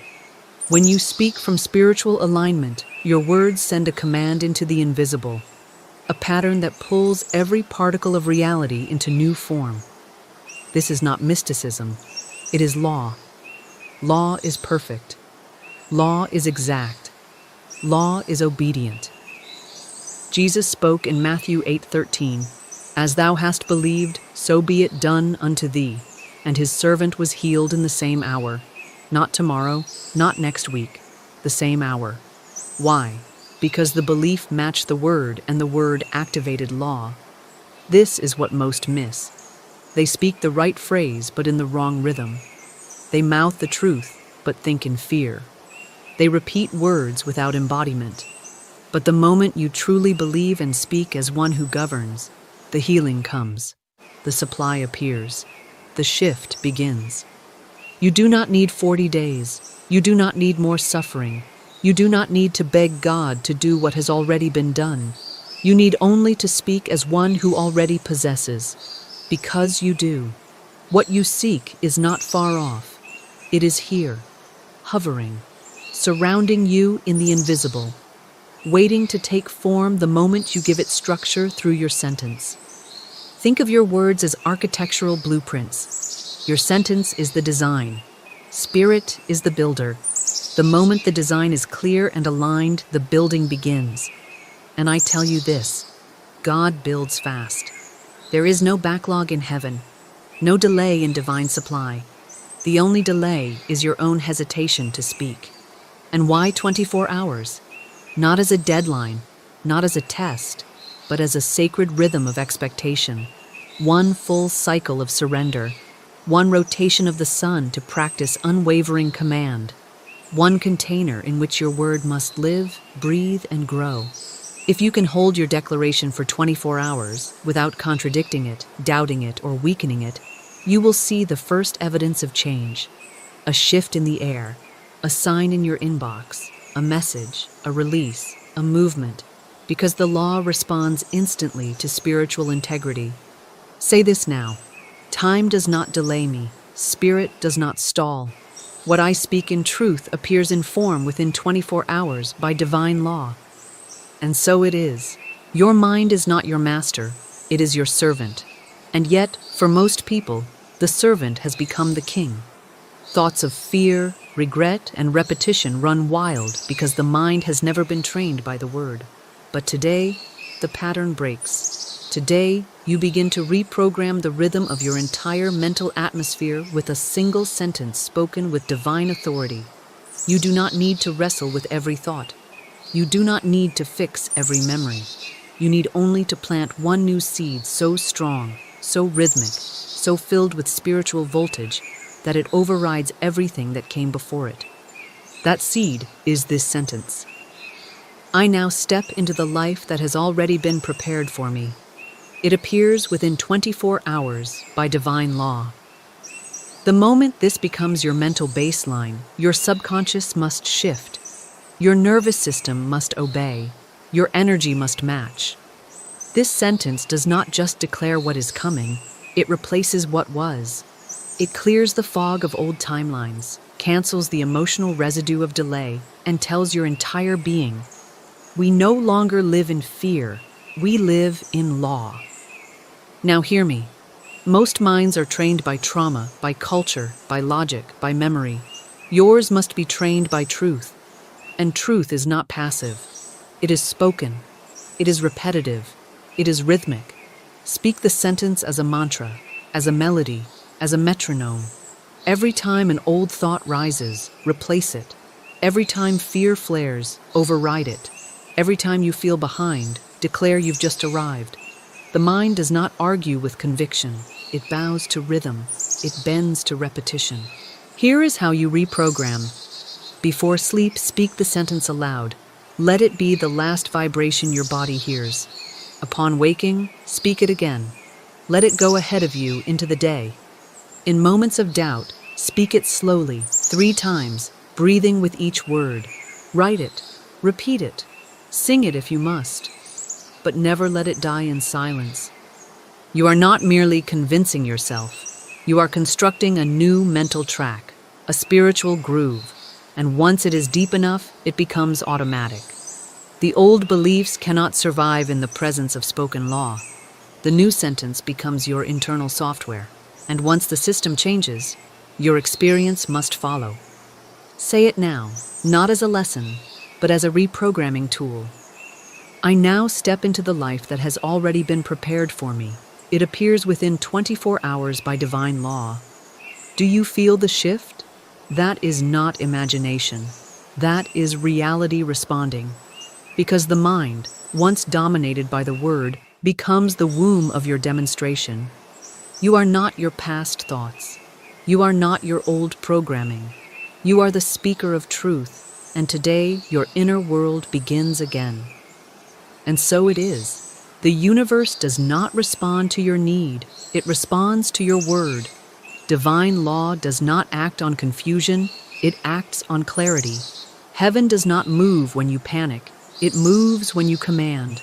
And the moment you speak your word as law, as settled, as unquestionable truth, the entire architecture of the unseen begins to shift. The particles rearrange. The doors unlock.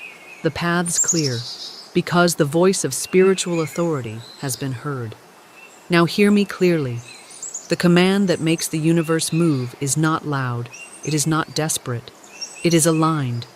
It is the sound of someone who knows, not someone who begs, not someone who waits, not someone who wonders if it's too late, but someone who understands the covenant they walk in, the law that backs them, and the power of the sentence they speak.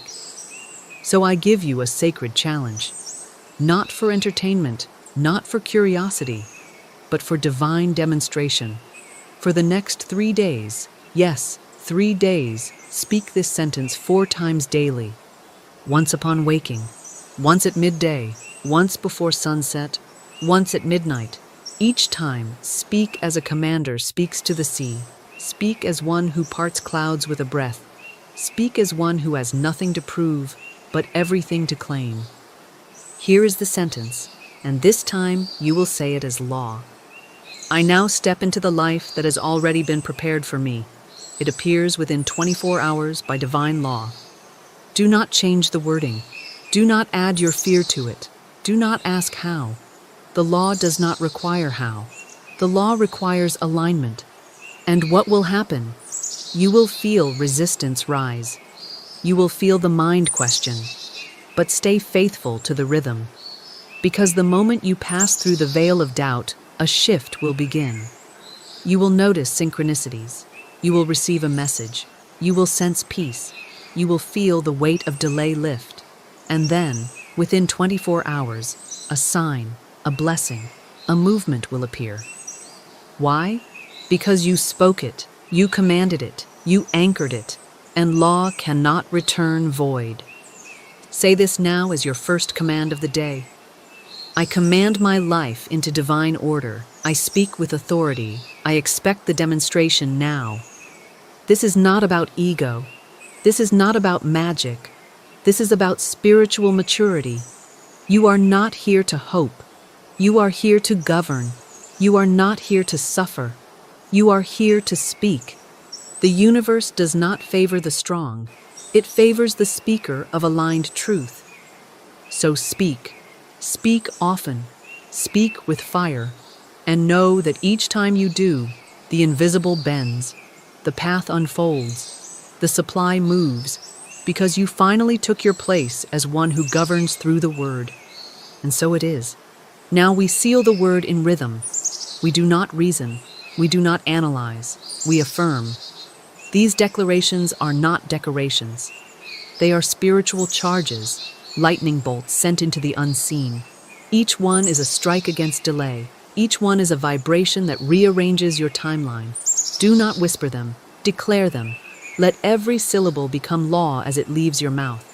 Speak these aloud with breath, with boldness, with rhythm. I now step into the life that has already been prepared for me. It appears within 24 hours by divine law. I am not late. I am aligned. My supply is present and rushing into form. The old is gone.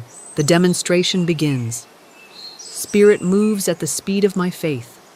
I am not waiting. I am receiving. I command with love, and law responds in power. Again, I step in. It is prepared. It appears now. You are not speaking to convince anyone. You are speaking to activate the blueprint. You are not asking for help. You are triggering law. These words are not tools. They are templates. Spoken into the atmosphere, they build the form that your demonstration will follow. Now speak this closing seal. Say it slowly. Say it 3 times. Say it with everything in you. I speak. I align. I receive. I speak. I align. I receive. I speak. I align. I receive. Let this rhythm be your reality. Let this sentence be your new foundation. And remember, each time you speak, something is sent, something is stirred, something is summoned. And so it is. Now that you have spoken, keep speaking. Now that you have remembered, stay in rhythm. You have not reached the end of a video. You have crossed into a new way of being. You have received a sentence, not just to recite, but to live by. And if you truly walk in it, if you speak it with dominion, you will begin to see signs, evidence, shifts, surprises, all within 24 hours, not because you forced them, but because you finally aligned. I invite you now, not to perform, not to prove, but to declare. Write the sentence in the comments, not for engagement, not for show, but as an act of spiritual activation. Let your sentence echo into the digital field, and let your comment become your contract with divine law. Type, I now step into the life that has already been prepared for me. It appears within 24 hours by divine law. Come back to it later. Witness the alignment. Witness the comments that shift your faith. Return tomorrow and testify. Your word is not just an idea. It is a spiritual agreement. Subscribe, not for more content, but to remain in the current. Let this channel be your reminder. Let this voice anchor you when you drift. Let this rhythm reset you when the world distracts you. You are not a seeker anymore. You are a speaker. You are a governor. You are one who walks by law. And now that you've spoken, watch what unfolds, not by chance, not by effort, but by the unbreakable law that what you speak in faith must appear in form. It is done, and so it is. Beloved, you are standing at the edge of an hour that heaven itself has chosen. The air around you hums with unseen preparation. Angels are arranging, doors are unlocking, and divine currents are shifting in your favor. This is not ordinary time. This is the appointed hour of release. For years, you may have spoken the words, "I am ready," yet heaven waited for your vibration to match your vision. And now it does. You have spoken long enough from fear. Now you speak from faith. You have asked long enough from lack. Now you command from divine authority. Before this hour ends, the unseen will become seen. The delay will dissolve. The 1,000 blessing that carries your name will find you, not by effort, not by chase, but by divine alignment. Listen, child of spirit. God never forgets the seed you sowed in faith. Every prayer, every tear, every act of giving was recorded in divine memory. And when the hour is right, the law of return begins its perfect motion. This is that hour. You have entered the vibration where heaven and earth cooperate. The invisible is organizing the visible. The supply you once called impossible is now tracing its way to you through divine channels, through people, ideas, opportunities, and sudden turns that only God could script. It is written, at the appointed time, I the Lord will make it happen. And I declare to you now that appointed time is this hour. You are not waiting for Warzanders Nalos and Zauzan to appear. Thousands Zauznaos is waiting for you to believe. When faith speaks, mountains move. When conviction replaces confusion, the universe bends to obey divine decree. So breathe deeply now. Inhale divine assurance, exhale human doubt. Each breath aligns you with the rhythm of God's timing. You are not late. You are right on schedule. Repeat softly within yourself, before this hour ends, I align with divine supply. Money is not a struggle, it is a servant of divine purpose. 1,000 is not beyond me. It is within my divine inheritance. You are the heir of infinite substance. And the substance of all wealth flows, where it is welcomed with peace.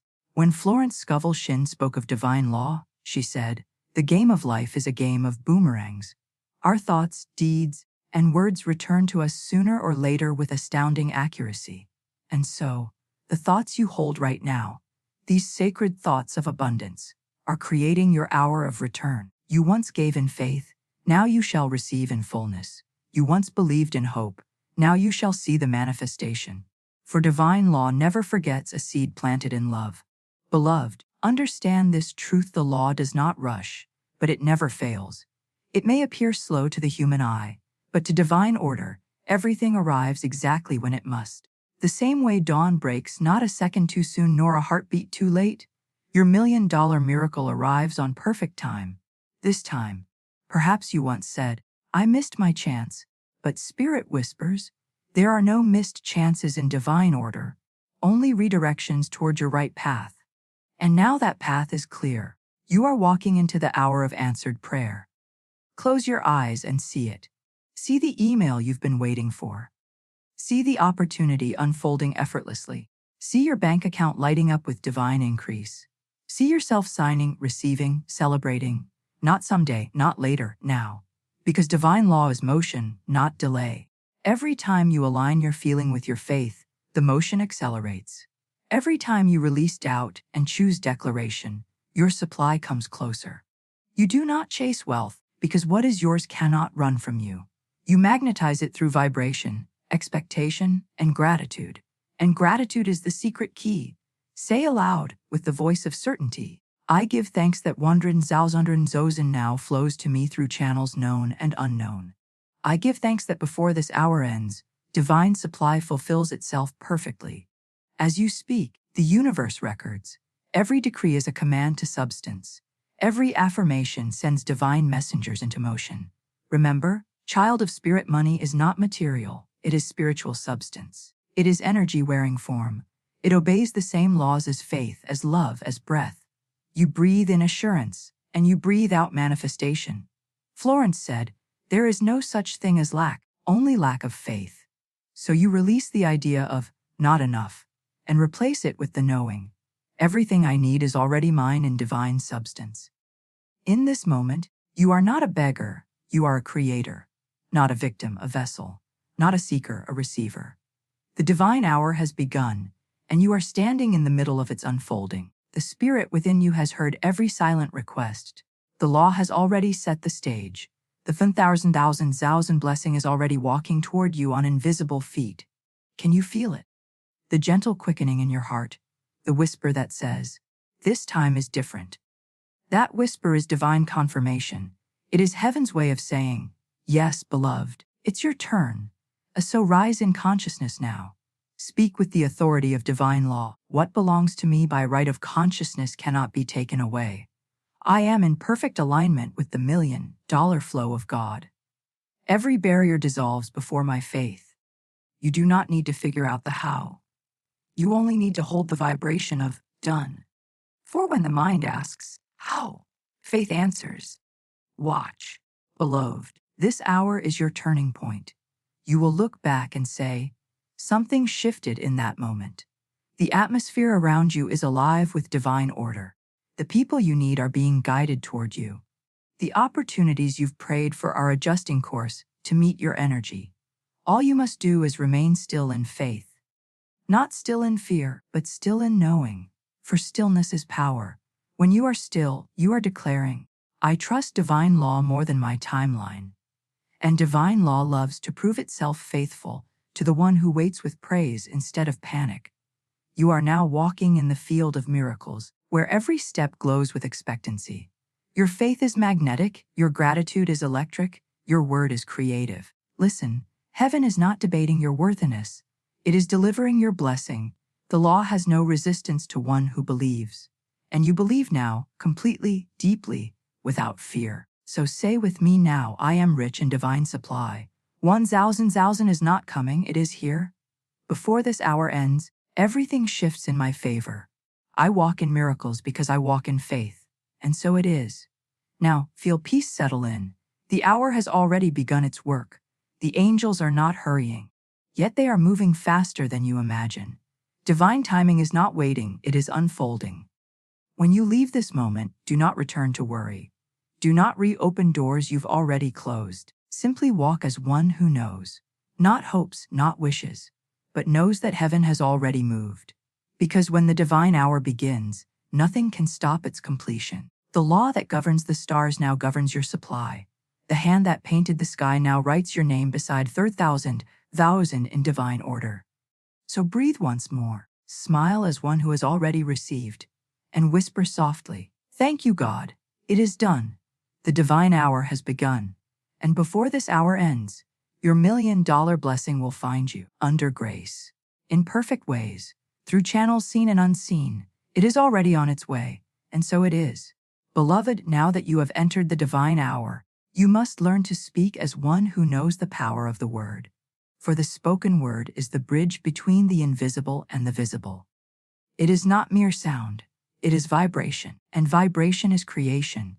Every word you utter is a seed, and the soil of the universe does not discriminate. It takes what you say, and it makes it so. Florence Scovel Shinn wrote, your word is your wand. It creates the conditions of your life. When you speak with fear, you conjure delay. When you speak with faith, you conjure miracles. The universe listens to tone, to certainty, to vibration, not to grammar or effort. The one who says, I am rich in divine supply, while feeling it in their bones, sends a command to substance itself. And substance, that spiritual matter from which all money, opportunities, and blessings are born, rushes to obey. So I say to you now, before this hour ends, let your words become your miracle. When you speak, imagine the air around you lighting up with golden energy. Each syllable is a spark, shaping reality as it leaves your lips. Your words are not empty breath. They are divine law in motion. The very sound of your faith is currency in the unseen realm. Say it softly, then stronger. I am now aligned with the wealth of heaven. 1,000 is not beyond me, it is within me. I release every word of lack, and I speak only increase. As you declare, feel your chest expand with light. For the tongue holds the power of life and death, and you, child of spirit, are here to speak life over your finances, your destiny, your divine supply. You may not yet see it, but every time you affirm abundance, invisible messengers move. Your words are the blueprints heaven builds from what you say. When you say, I can't afford, you build a wall. When you say, I am divinely provided for, you open a gate. So today, let us tear down every wall built by careless speech. Every time you said, I'm broke, I'm struggling, money doesn't come easy, the law took it as truth. But divine law also allows correction. When you repent of your old declarations, not through guilt, but through new words, you rewrite your world. Say aloud now, every idle word of lack I ever spoke is now null and void. I replace them with divine decrees of abundance. From this moment forward, my mouth becomes the instrument of miracles. Beloved, this is not superstition. It is spiritual science. Florence taught that words are electromagnetic. They send a signal into the ether, attracting matching experiences. To say, I am abundant, is not denial of your current reality. It is the declaration of your higher one. You are not lying when you say, I am rich. You are prophesying what already exists in divine substance. Money responds to language. It listens for appreciation, not desperation. It flows toward those who bless it, not those who fear it. So stop saying, money never stays. Instead decree, money loves me and multiplies for me. Every affirmation is a command written on the fabric of divine mind. Every declaration is a law sent forth to organize reality around your belief. Hear the words of Scripture. Let there be light. That was not a request, it was a decree. God spoke light into existence, and light obeyed. You are made in that same divine image, endowed with the same creative authority. When you speak wealth, the energy of wealth begins to gather around you. When you speak peace, circumstances bend to create it. And so, let your tongue no longer echo fear. Let it thunder with faith. Repeat after me, with reverence and certainty. I speak only what I wish to see. I decree that $1,000,000 now circulates through my life in divine order. Money comes to me quickly, easily, under grace, and in perfect ways. My words are magnetic, my faith is law. A now pause. Feel the stillness after those words, that holy silence. That silence is creation listening. You must learn to hold your peace after a decree, for in that silence, the universe rearranges itself. Do not cancel your command with doubt. Do not rush to fill the quiet with fear. Once spoken, divine law needs no reminder. It only needs your trust. Florence said, man's word is his wand filled with magic and power. Magic here means law in action, faith taking form. You are not waiting for your word to work. Your word begins its work the moment it is spoken. Perhaps in the past, you prayed with hope but spoke with fear. You said, I believe, yet also whispered, what if it doesn't happen? But now, your word is pure. Your decree is unwavering. You are not begging. You are commanding with divine authority, as in hair of infinite substance. Say again slowly and firmly, I am rich in mind, rich in faith, rich in divine supply. Every word I speak multiplies my good. Before this hour ends, my thousand blessing finds me. Feel that power move through your voice. That's divine energy aligning to your tone. Do not underestimate the softness of your voice. Even a whisper, when filled with faith, can move mountains. The power lies not in volume but in vibration. When you speak these words daily, morning and night, you are planting living seeds in the soil of the universe.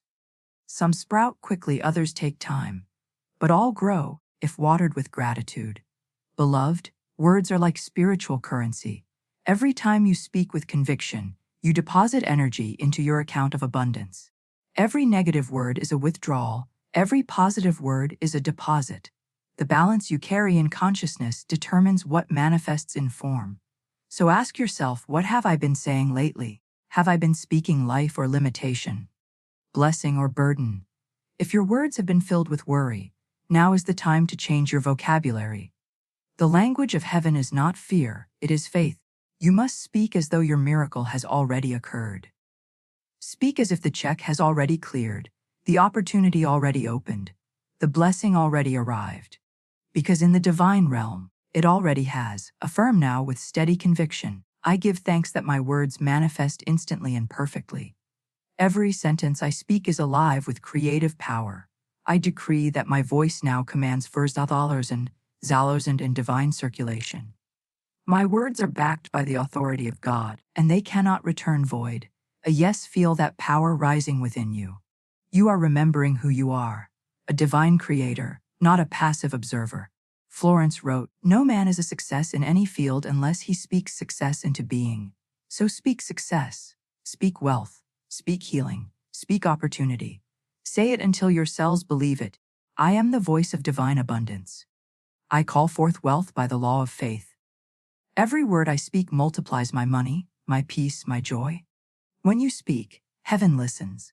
The vibration travels farther than your imagination can measure. It moves through air, through spirit, through consciousness, until it lands upon the field of form. And there it blooms. Your thousand miracle is not coming from outside. It is responding to your word inside. Each affirmation you speak is a note in the symphony of your manifestation, and the universe is the orchestra, faithfully playing the tune you conduct. So choose your music wisely. Do not speak chaos and expect harmony. Speak harmony and watch chaos dissolve. Every word is a seed. Every seed carries a harvest, and your harvest is now. So stand tall in your divine authority and decree this truth once more. I am one with the infinite riches of my subconscious mind. The wealth of God flows through me freely, joyfully, endlessly. Before this hour ends, I receive the manifestation of thousand. I speak it, I believe it, I live it, and so it is. Breathe, smile as one who has just spoken destiny into being. For in the divine order of things, your decree has already been written. The angels have taken note. The law has begun to move. Your word has gone forth and will not return void. It will prosper in the thing whereunto you sent it. And before this hour ends, you shall see signs, subtle or grand, that your spoken word has activated divine law. Watch for it. Expect it. Give thanks for it. You have learned the secret Florence knew. That speech is not small. Speech is sacred. Speech is power. Speech is creation. And when you use it with faith, heaven cannot help but respond. So speak, beloved, speak wealth, and wealth will rise to meet you. Speak peace, and peace will fill your days. Speak miracles, and miracles will walk through your door. Because you are not waiting for magic. You are the magic, clothed in sound, crowned with spirit, chosen to call forth divine supply into visible form. Before this hour ends, the law of your spoken word will fulfill itself. The 100,000 blessing is already echoing your decree. You spoke it. You sealed it. And now, it must appear, and so it is. Beloved, every miracle that reaches you first passes through a gate called preparation. Faith calls, readiness receives. Divine supply can never arrive where there is no space to dwell. And so heaven whispers, make room for what you've asked for. You have spoken the word, and your decree has gone forth. The angels have heard. The law has obeyed. But now the question is, can you hold what you've summoned? Can your heart, your habits, and your home contain the vibration of $1 million blessing? Preparation is not striving, it is surrender. It is the gentle rearranging of your inner world until it becomes a match for what you desire. Before the harvest appears in the field, the soil must be tilled. The farmer doesn't pray for rain with hard, closed earth. He loosens it, he clears it, he makes it receptive. So must you loosen the soil of your consciousness. Every fear, every doubt, every belief that whispers, I'm not ready, must be released. For divine law never withholds. It only waits for readiness. Readiness is not measured by worthiness but by openness. God never asks, do you deserve? He asks, are you available? Thus say softly within, I am available for abundance. I am prepared for prosperity. I have cleared the space for 100,000 to flow easily to me. Look around your life. What do you keep that declares lack? Old bills displayed like trophies of struggle, clutter that speaks of fear, conversations soaked in worry. These are altars to limitation. Clear them lovingly, not in shame but in faith. As you release, you declare, I trust divine supply to refill this space with better. Florence wrote, clean the windows of your mind, and the sun will stream in. Preparation is that cleaning. It is dusting away the memories of failure, washing off the fingerprints of fear. For spirit cannot dwell in confusion, it rests in clarity. So prepare your environment as if the miracle were already here. Set your table for prosperity. Organize your finances as though 100,000 were already flowing through your accounts. Give every dollar you currently have the respect of abundance. Bless it when you spend it. Fold it neatly. Track it joyfully. When you treat the little with honor, the law multiplies it into the great. Preparation is a language that heaven understands. When you act as if, you signal belief. When you tidy your world, the universe says, they expect me. Imagine a guest of honor arriving to a house half ready, beds unmade, lights off, no space prepared. Would the guest feel welcomed? So it is with divine supply. It knocks where faith has left the door open. And how do you prepare spiritually? By forgiving. Forgiveness is spiritual housekeeping. Every grudge is clutter in the chamber where miracles wish to rest. When you release resentment, you sweep the soul clean. You cannot hold $1,000,000 blessings in a heart heavy with bitterness. So let it go. Not because they deserve it, but because you deserve peace. Say gently, I forgive and free all. I am forgiven and free. Nothing and no one stands between me and my divine inheritance. I release the past and make room for my $1,000,000 future. Preparation also means expectation in motion. Expectation is invisible furniture. You set it up before the blessing arrives. Begin to imagine what it feels like to live already provided for. Walk through your home as one whose needs are met, whose cup overflows, whose every step is ordered by abundance. Perhaps you used to say, when I have money, I will give. Reverse it, because I give, I always have money. Small acts of generosity polish the mirror of faith. You are training the universe to trust you with more. And as you give with joy. Not as loss, but as circulation. Florence said, giving opens the way for receiving. Each dollar released with gratitude circles back multiplied. The river that refuses to flow becomes a swamp, so too the soul that hoards. Therefore, prepare by circulating what you have: time, love, talent, gratitude. Circulation is not subtraction, it is multiplication through motion. Now, prepare your words as well. Do they harmonize with your desire, or do they cancel it? Speak only what aligns with wealth consciousness. Replace, I'm trying, with, I am doing. Replace someday with no. The universe responds to clarity, not confusion. When you rise each morning, greet the day like a house awaiting divine guests. Say, good morning, abundance. I've been expecting you. And when you lie down at night, rest as one whose deliveries are already on the way. Faith sleeps peacefully. Doubt tosses and turns. Preparation also happens in the imagination. See yourself signing papers, holding checks, blessing others. The subconscious mind believes whatever picture it is given repeatedly. Paint your walls with faith. In every vision, include gratitude. It is the color that makes the picture come alive. Say aloud, I imagine wealth because imagination is the workshop of miracles. Every image I hold manifests under grace and in perfect ways. Now, beloved, remember, preparation is not performance. You are not earning the miracle, you are aligning with it. Divine law does not require strain, it requires structure. The ocean does not need to chase its waves, it only shapes the shore to receive them. So too, shape the shores of your consciousness. Let peace be your container, gratitude your anchor, and faith your foundation. For when the $1,000,000 tide arrives, it will rise to the level of your readiness. Ask yourself, if $1,000 arrived in my account this hour, would I know how to receive it without fear? Would I bless it or doubt it? Would I expand or contract? Your honest answer reveals the next layer of preparation. If fear arises, speak gently to it. I am safe with abundance. If guilt whispers, remind it, money is the servant of good, not the master of greed. The divine plan never gives you what will harm you, it gives what you can handle with grace. As you prepare, your capacity expands. Florence said, no man can receive more than he is prepared to receive. Therefore, preparation is prosperity in training. Every time you organize, forgive, bless, imagine, you are stretching the vessel. Let your mind dwell on this affirmation until it becomes your atmosphere. I am perfectly prepared for my $1,000,000 blessing. Every cell of my being is open to receive. I handle wealth with wisdom, generosity, and grace. And notice how peace settles when you say it.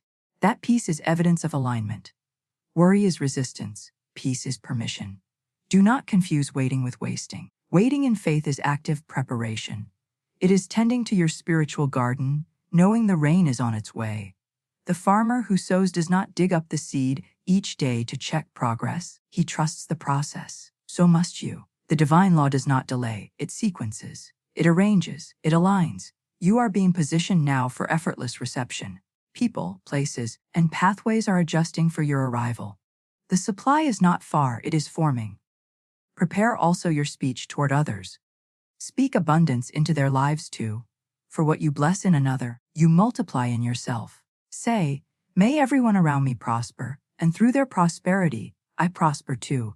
Such words create a magnetic field of generosity that pulls heaven closer, and when signs begin to appear, small increase, unexpected favor, an idea, a message, acknowledge them immediately. That is part of preparation recognition. Gratitude sharpens your sight to see what faith has summoned. Before this hour ends, something within you will shift. You will feel lighter, clearer, ready. That feeling is not fantasy, it is divine confirmation. Spirit never prepares you for nothing. It prepares you for manifestation. So breathe, beloved. You have cleared the clutter, forgiven the past, aligned your words, opened your heart. The door is now unlocked. You are no longer waiting outside your miracle. You are standing inside its atmosphere. Repeat softly. I am ready now. My preparation is complete. Before this hour ends, divine law fulfills itself in my favor. Feel those words settle into stillness. That stillness is your readiness made visible. The law of preparation is complete when peace replaces pressure. When you no longer ask, when? Because your heart already knows, now. And at now the universe moves. The hour advances. The blessing approaches. For the vessel is ready. The table is set. The soul is open. Before this hour ends, your $1,000,000 blessing will not search for you. It will find you. Because preparation has made you magnetic. Because faith has made you worthy. Because divine order has declared, it is time. And so it is. Beloved, now that you have prepared your vessel, it is time to understand the movement of divine supply. For money, like air, was never meant to be trapped. It must circulate, to breathe, to move, to bless, to return. When you understand the law of circulation, you understand the heartbeat of the universe itself. Florence Scovel Shinn said, "Giving opens the way for receiving. For what you give, you receive." This is not moral suggestion, it is cosmic design. Life itself is circulation. The tide that goes out always returns. The heart that beats in rhythm gives and receives every second. The lungs fill and empty, never clinging, never withholding. So it is with divine wealth. Money is not something to chase nor something to fear losing. It is energy in motion, and when you bless its movement, it multiplies. When you cling, it contracts. When you bless, it expands. You are meant to live like a river, not a reservoir. The river flows, and in its flow, it stays alive. The reservoir, stagnant and fearful, gathers debris. The wealthy soul understands this. What I give returns multiplied. Say softly now, I am one with the rhythm of divine circulation. Every dollar that leaves my hand returns to me tenfold, under grace, in perfect ways. Money flows through me, not away from me. The moment you release something in faith, whether a gift, a tithe, an act of service, or even a smile, you trigger a return through the same invisible law. You cannot outgive God. You cannot bless without being blessed. Every generous thought sends a current of prosperity around the world that circles back home. If fear tells you, you must hold tighter, answer gently. I hold in trust, not in tension. For divine supply cannot rest in a clenched fist. Beloved, money is spiritual.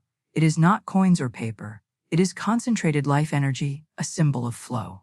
When you spend it, do not mourn, bless it. Speak to it as Florence taught, go forth and bless.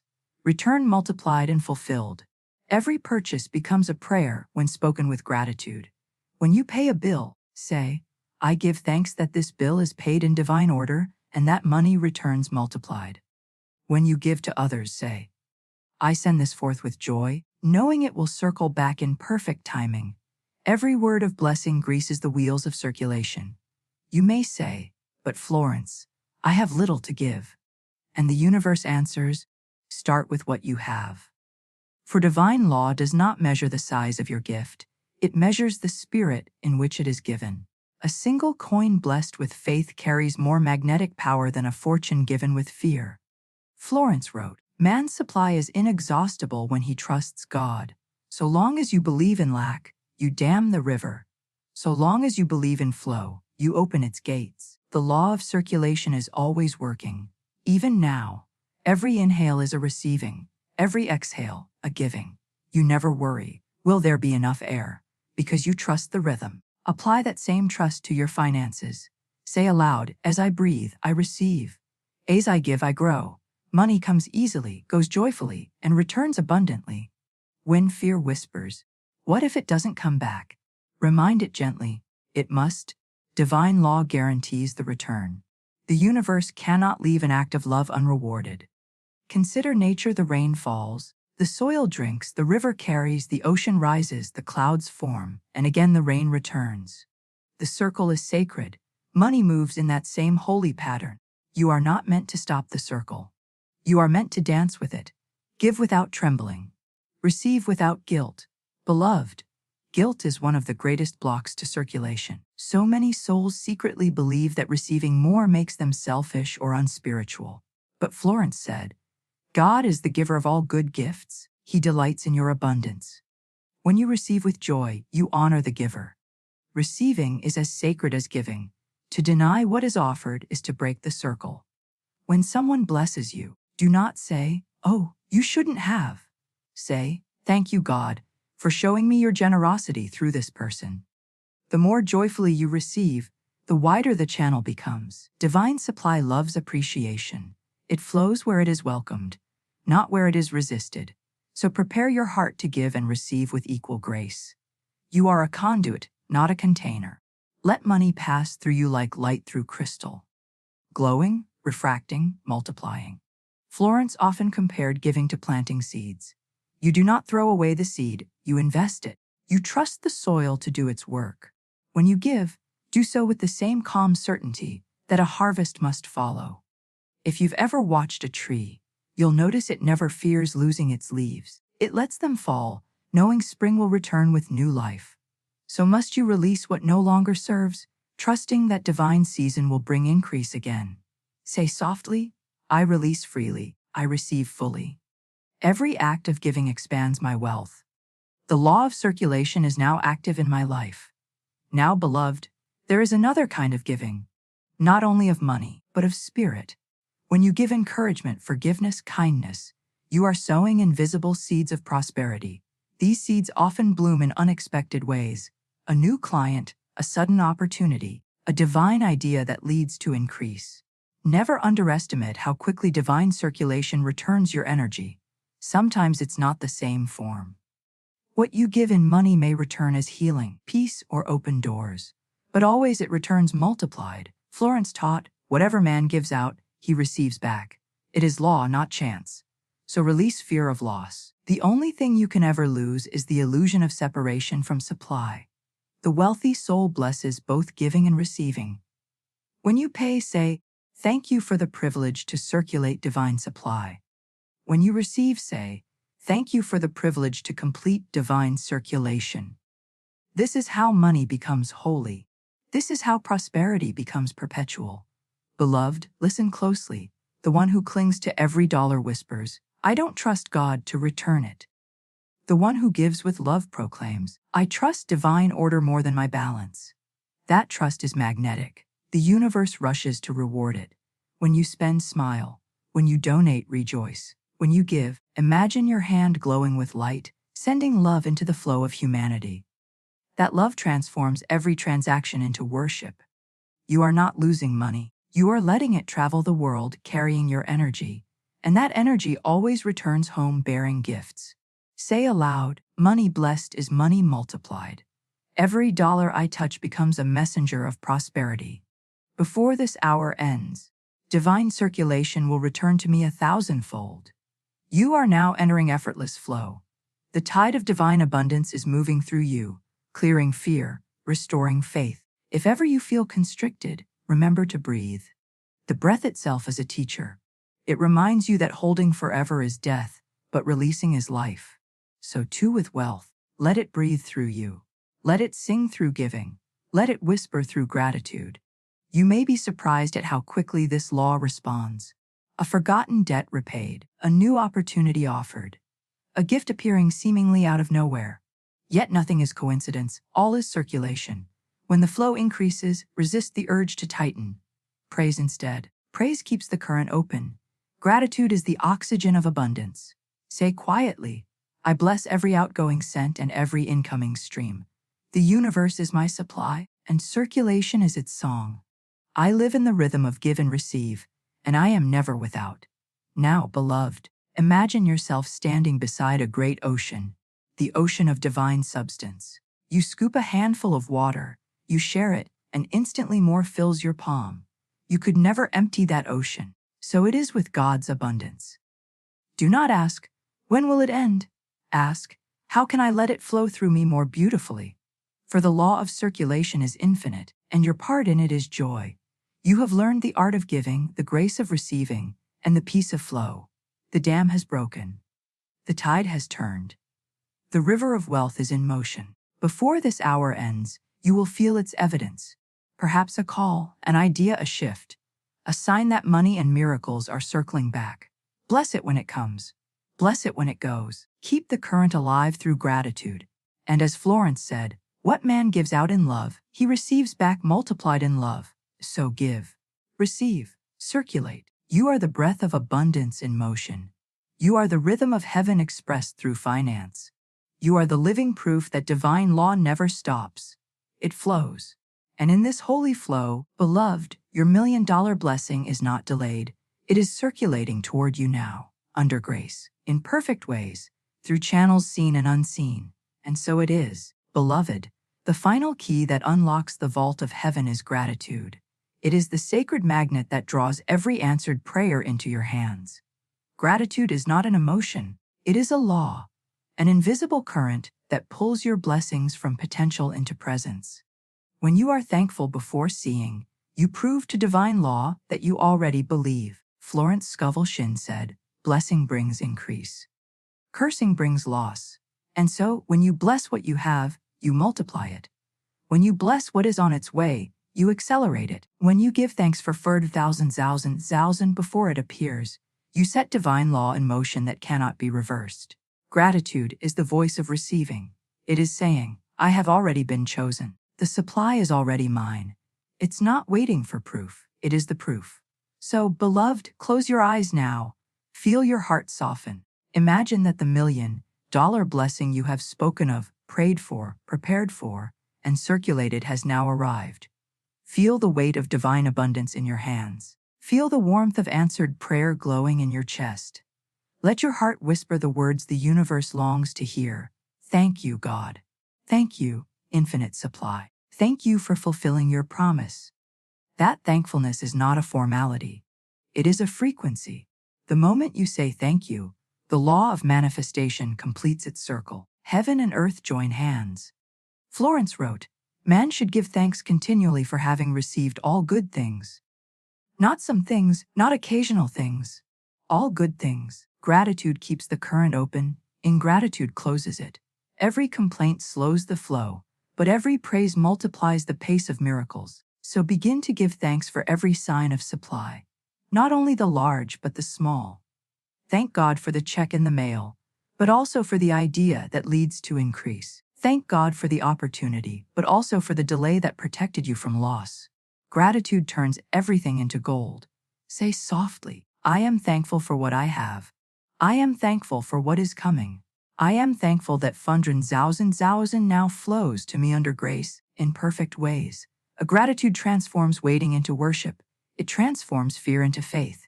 It turns ordinary moments into miracles. The law of gratitude is simple. Whatever you thank grows stronger in your life. When you thank peace, peace increases. When you thank money, money multiplies. When you thank love, love expands. Beloved, the secret is to thank God not for what you see, but for what you know. You may not yet hold the $1,000,000 in your physical hand, but in divine substance, it is already complete. Gratitude simply calls it forth from the invisible into the visible. Florence said, "The invisible forces are working for the man who acts as though he already had what he asked for." So act grateful now. Speak as if it is already yours. Smile as if heaven has already delivered.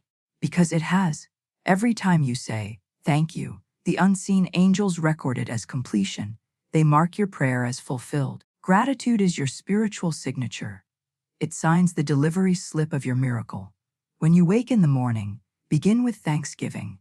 Thank you, God, that my life overflows with divine supply. Thank you that I am chosen, guided, and favored. Thank you that today, money finds me through channels known and unknown. When you lie down at night, end with gratitude. Thank you for every blessing seen and unseen. Thank you that before this day closed, divine law worked in my favor. Thank you that 100,000 in blessings is now circulating toward me. A gratitude turns time into manifestation. It collapses the distance between desire and fulfillment. For when you thank God in advance, you declare the manifestation complete. The law can do nothing but obey. Beloved, perhaps you wonder, how can I be thankful when I'm still waiting? The answer is simple. Because gratitude is not reaction. It is creation. You are not thanking for what happened. You are thanking for what is happening beyond sight. Faith does not need proof. It is the proof. Remember the story of Jesus before he multiplied the loaves. He didn't beg heaven to feed the people. He simply gave thanks. He lifted the few pieces he had and said, "Ah, Father, I thank thee." And as he gave thanks, it multiplied. Gratitude was the miracle. So take what you have, however small, and lift it in praise. Say, "Thank you, God, that this is multiplied. Thank you that divine supply knows no limit." Watch as the same spiritual law that multiplied bread multiplies your finances. Florence often said, "The game of life is played with a perfect knowledge of the law of supply." Gratitude is the move that always wins. It is the master key that unlocks all doors. Doors of opportunity, doors of favor, doors of provision, all swing open when approached with thanksgiving. There is no resistance in gratitude. There is only flow. You cannot be anxious and grateful in the same breath. One cancels the other. Gratitude dissolves worry because it affirms trust. And the universe rushes to confirm what you affirm. Say aloud now, "I am grateful for my divine inheritance. I am grateful for the 1,000 already manifest in my life. I am grateful for divine timing, divine people, divine paths. I am grateful because it is already done." The energy of gratitude is magnetic. When you walk in thankfulness, people feel it. Doors open easily. Opportunities recognize you. You become a living invitation for miracles. Gratitude makes you glow with divine favor. It also keeps you humble, not small, but surrendered. Gratitude says, "This is not my doing, this is divine grace flowing through me." It aligns you with humility, and humility keeps the flow pure. Florence warned that pride blocks miracles. Pride says, "I did this." Gratitude says, "God did this through me." And in that surrender, the flow never ends. Beloved, as you give thanks, notice how peace fills your chest. That peace is heaven's confirmation. The anxious cannot receive, the peaceful already have. You have now moved beyond asking. You have entered receiving. Receiving is quiet, calm, assured. It does not reach, it rests. It knows that the package is already on its way. Imagine standing at your mailbox knowing a check has been sent. You do not panic or pace. You simply expect it. That is gratitude in action, confident rest in divine promise. Florence said, "Man should not ask if it is God's will for him to have prosperity. It is God's will that he be free from lack." Gratitude is your way of agreeing with that will. So, beloved, thank God for choosing you to demonstrate divine abundance. Thank Him for trusting you to steward wealth for good. Thank Him for the wisdom that comes with prosperity. For gratitude does not end when you receive, it grows stronger. When the 1,000 appears, and it will, remember to continue the circle. Give thanks before you spend, before you share, before you plan. Let every action be an offering of gratitude. For what you thank, you sustain. What you ignore, you dissolve. Say softly, as though sealing your future with divine light. I am forever thankful. My gratitude opens doors that effort never could. I receive all good things with joy, and I release all fear with peace. Before this hour ends, gratitude completes the miracle in my favor. The law is exact, beloved. Gratitude finishes what faith begins. It is the final signature on the decree you've already spoken. Once gratitude is spoken, the universe must deliver. Now rest in it, smile. Feel the vibration of thanks humming through your body. This is divine alignment, your soul agreeing with heaven's supply. You have prepared, you have spoken, you have circulated, and now you have given thanks. The cycle of manifestation is complete. The law of supply has no more delay. The doors are open. The channels are clear. The blessing is moving. And before this hour ends, beloved, the 1,000 you have believed for, prepared for, spoken for, and thanked for will appear in form, under grace, in perfect timing, in miraculous ways. Hold this truth. It is not coming, it is arriving. It is not waiting, it is unfolding. It is not uncertain, it is inevitable. Because gratitude has spoken the final word, and the universe has heard. So it is, so it always has been, so it shall ever be. Beloved, be still now. The air around you has changed. Something unseen has awakened. You can feel it, can't you? The vibration of answered prayer, the hum of divine fulfillment, the gentle movement of spiritual substance rearranging itself to bring you what you have called forth. This is the hour you were promised, the manifestation moment. For everything you have spoken, every word you have believed, every act of faith you have prepared for, all of it converges now. Heaven has aligned itself with your decree. Divine law has found its path. The $1 million blessing is no longer on its way. It is here, forming itself into the visible world. Before this hour ends, you will know that it was never a question of if, but when. And the when is now. Florence Scovel Shinn said, "There is no time in divine mind, therefore, nothing can interfere with your demonstration. When faith reaches its peak vibration, time collapses. What was future becomes present. What was invisible becomes seen. What was distant becomes near." Beloved, that moment has arrived. You are standing in the center of divine motion, the perfect fulfillment of law. The energy you sent forth through your words, your gratitude, your preparation, and your giving has completed its orbit. The circle has closed, and now the result stands before you, shimmering on the threshold of the scene. Say softly, "The divine law cannot fail. What belongs to me by right now manifests in perfect order. Before this hour ends, my first 1,000 blessing is revealed." Breathe slowly, deeply. With every breath, you feel the atmosphere around you thickening with expectancy. It's as though the universe itself is holding its breath, waiting for your agreement, your final yes, and you say it now, with calm authority. "Yes, God, I receive." The words hang in the air like a seal. They vibrate through your body, into your bones, into the field around you. You can almost see the golden energy flowing, rearranging, materializing, crystallizing. Do not strain, do not question. Simply feel. For feeling is the evidence of faith. Florence said, "Man can only receive what he sees himself receiving." So see it now. See your phone light up with divine opportunity.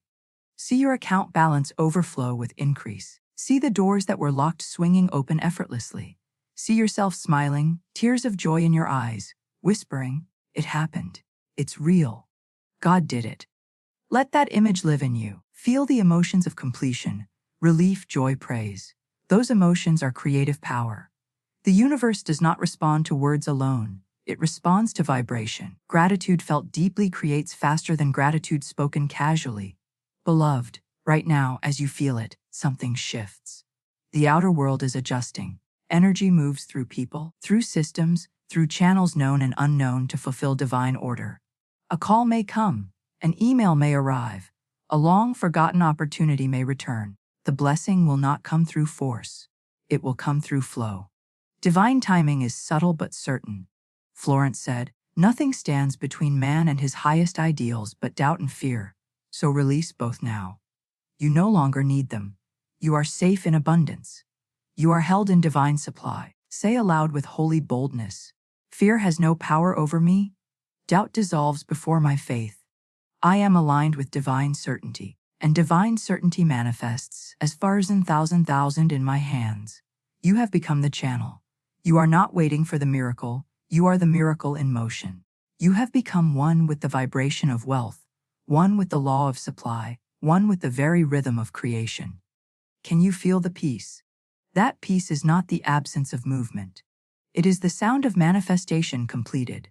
It is the stillness that comes when the prayer has become reality. Florence wrote, "Faith knows it has already received and acts accordingly. And so, beloved, act accordingly now. Walk as though you have it. Speak as though you have it. Think as though you have it.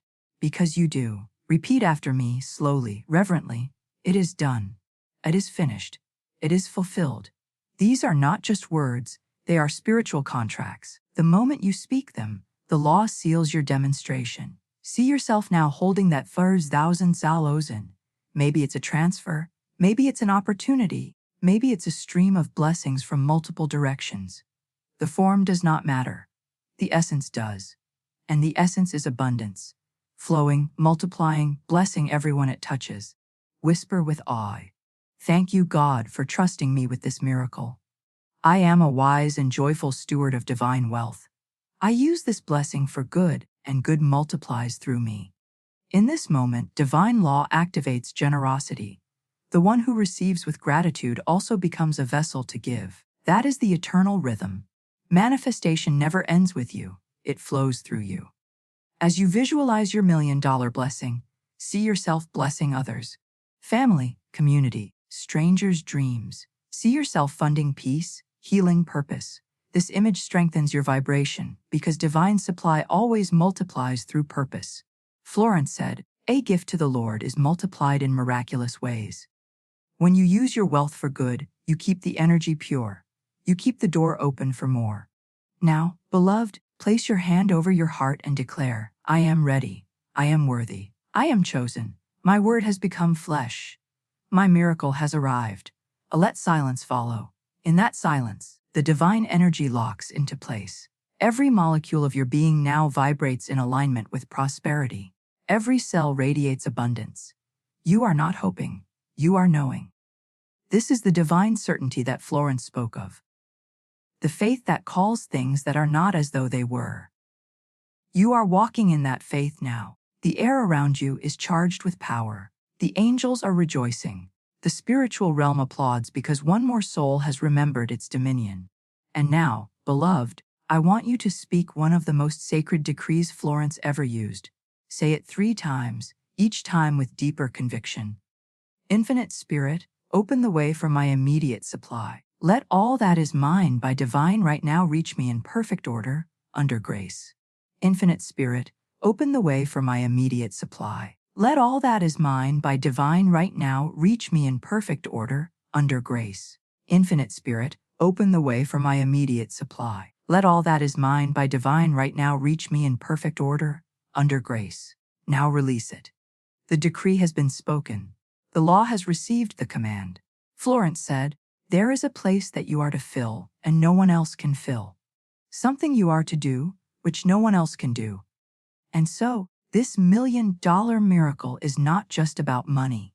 It is about purpose. It comes to you because only you can channel it in the way heaven intends. You are the vessel, the expression, the answer to someone else's prayer. That is why divine law has chosen you. Take one more breath. In through faith, out through gratitude. You are complete. Now listen in the quiet. You may sense something, a warmth, a tingling, a certainty that wasn't there before. That is the shift. That is the moment your inner world and outer world touch. The seed of your decree has sprouted. The manifestation moment is never loud. It is subtle, serene, sovereign. It happens quietly but changes everything. So from this moment forward, walk not in waiting, but in witnessing. Watch how quickly the pieces align. The call, the opportunity, the divine surprise. They will appear naturally, as though they were always scheduled for today. For indeed they were. The hour has ended, and the law has fulfilled itself. You are no longer asking for a $1,000,000 blessing. You are living inside it. It breathes with you, speaks through you, blesses through you. You have become the embodiment of divine prosperity. You have proven that faith, gratitude, and divine law never fail. Say one final affirmation, with reverence and joy. I am one with the infinite supply of God. The $1,000,000 miracle is complete. I rest in divine satisfaction, knowing that it is done. Pauses, smile, feel it. Because it is done. It is finished. It is fulfilled. And before this hour ends, beloved, you shall see with your own eyes what your faith has already created. Under grace, in perfect ways. So it is. Beloved, be still for a moment longer. Something holy is happening within you. The air has changed. The silence around you has become alive, filled with divine presence, filled with peace. You have walked through every stage of faith. The speaking, the preparing, the giving, the thanking, the receiving. And now you stand in the sacred stillness of completion. This is the final seal. Florence Scovel Shinn said, "No man can fail if he does not give up, for victory is born in persistence." But your persistence has turned to peace. You are no longer pushing the law, you are flowing with it. The work is done. The decree is sealed. In this holy silence, the universe has already answered. The law has already fulfilled itself. The $1,000,000 blessing is not pending. It is proceeding. And now you rest in divine satisfaction, knowing it can no longer be withheld. Take a deep breath, beloved. Let peace wash over you. You are safe. You are supplied. You are sustained. Every cell of your being hums with divine energy. You are the embodiment of wealth, health, and grace. The spirit within you has proven its faithfulness. You are no longer the one who asks. You are the one who knows. Whisper softly, "It is done. It is finished. It is fulfilled."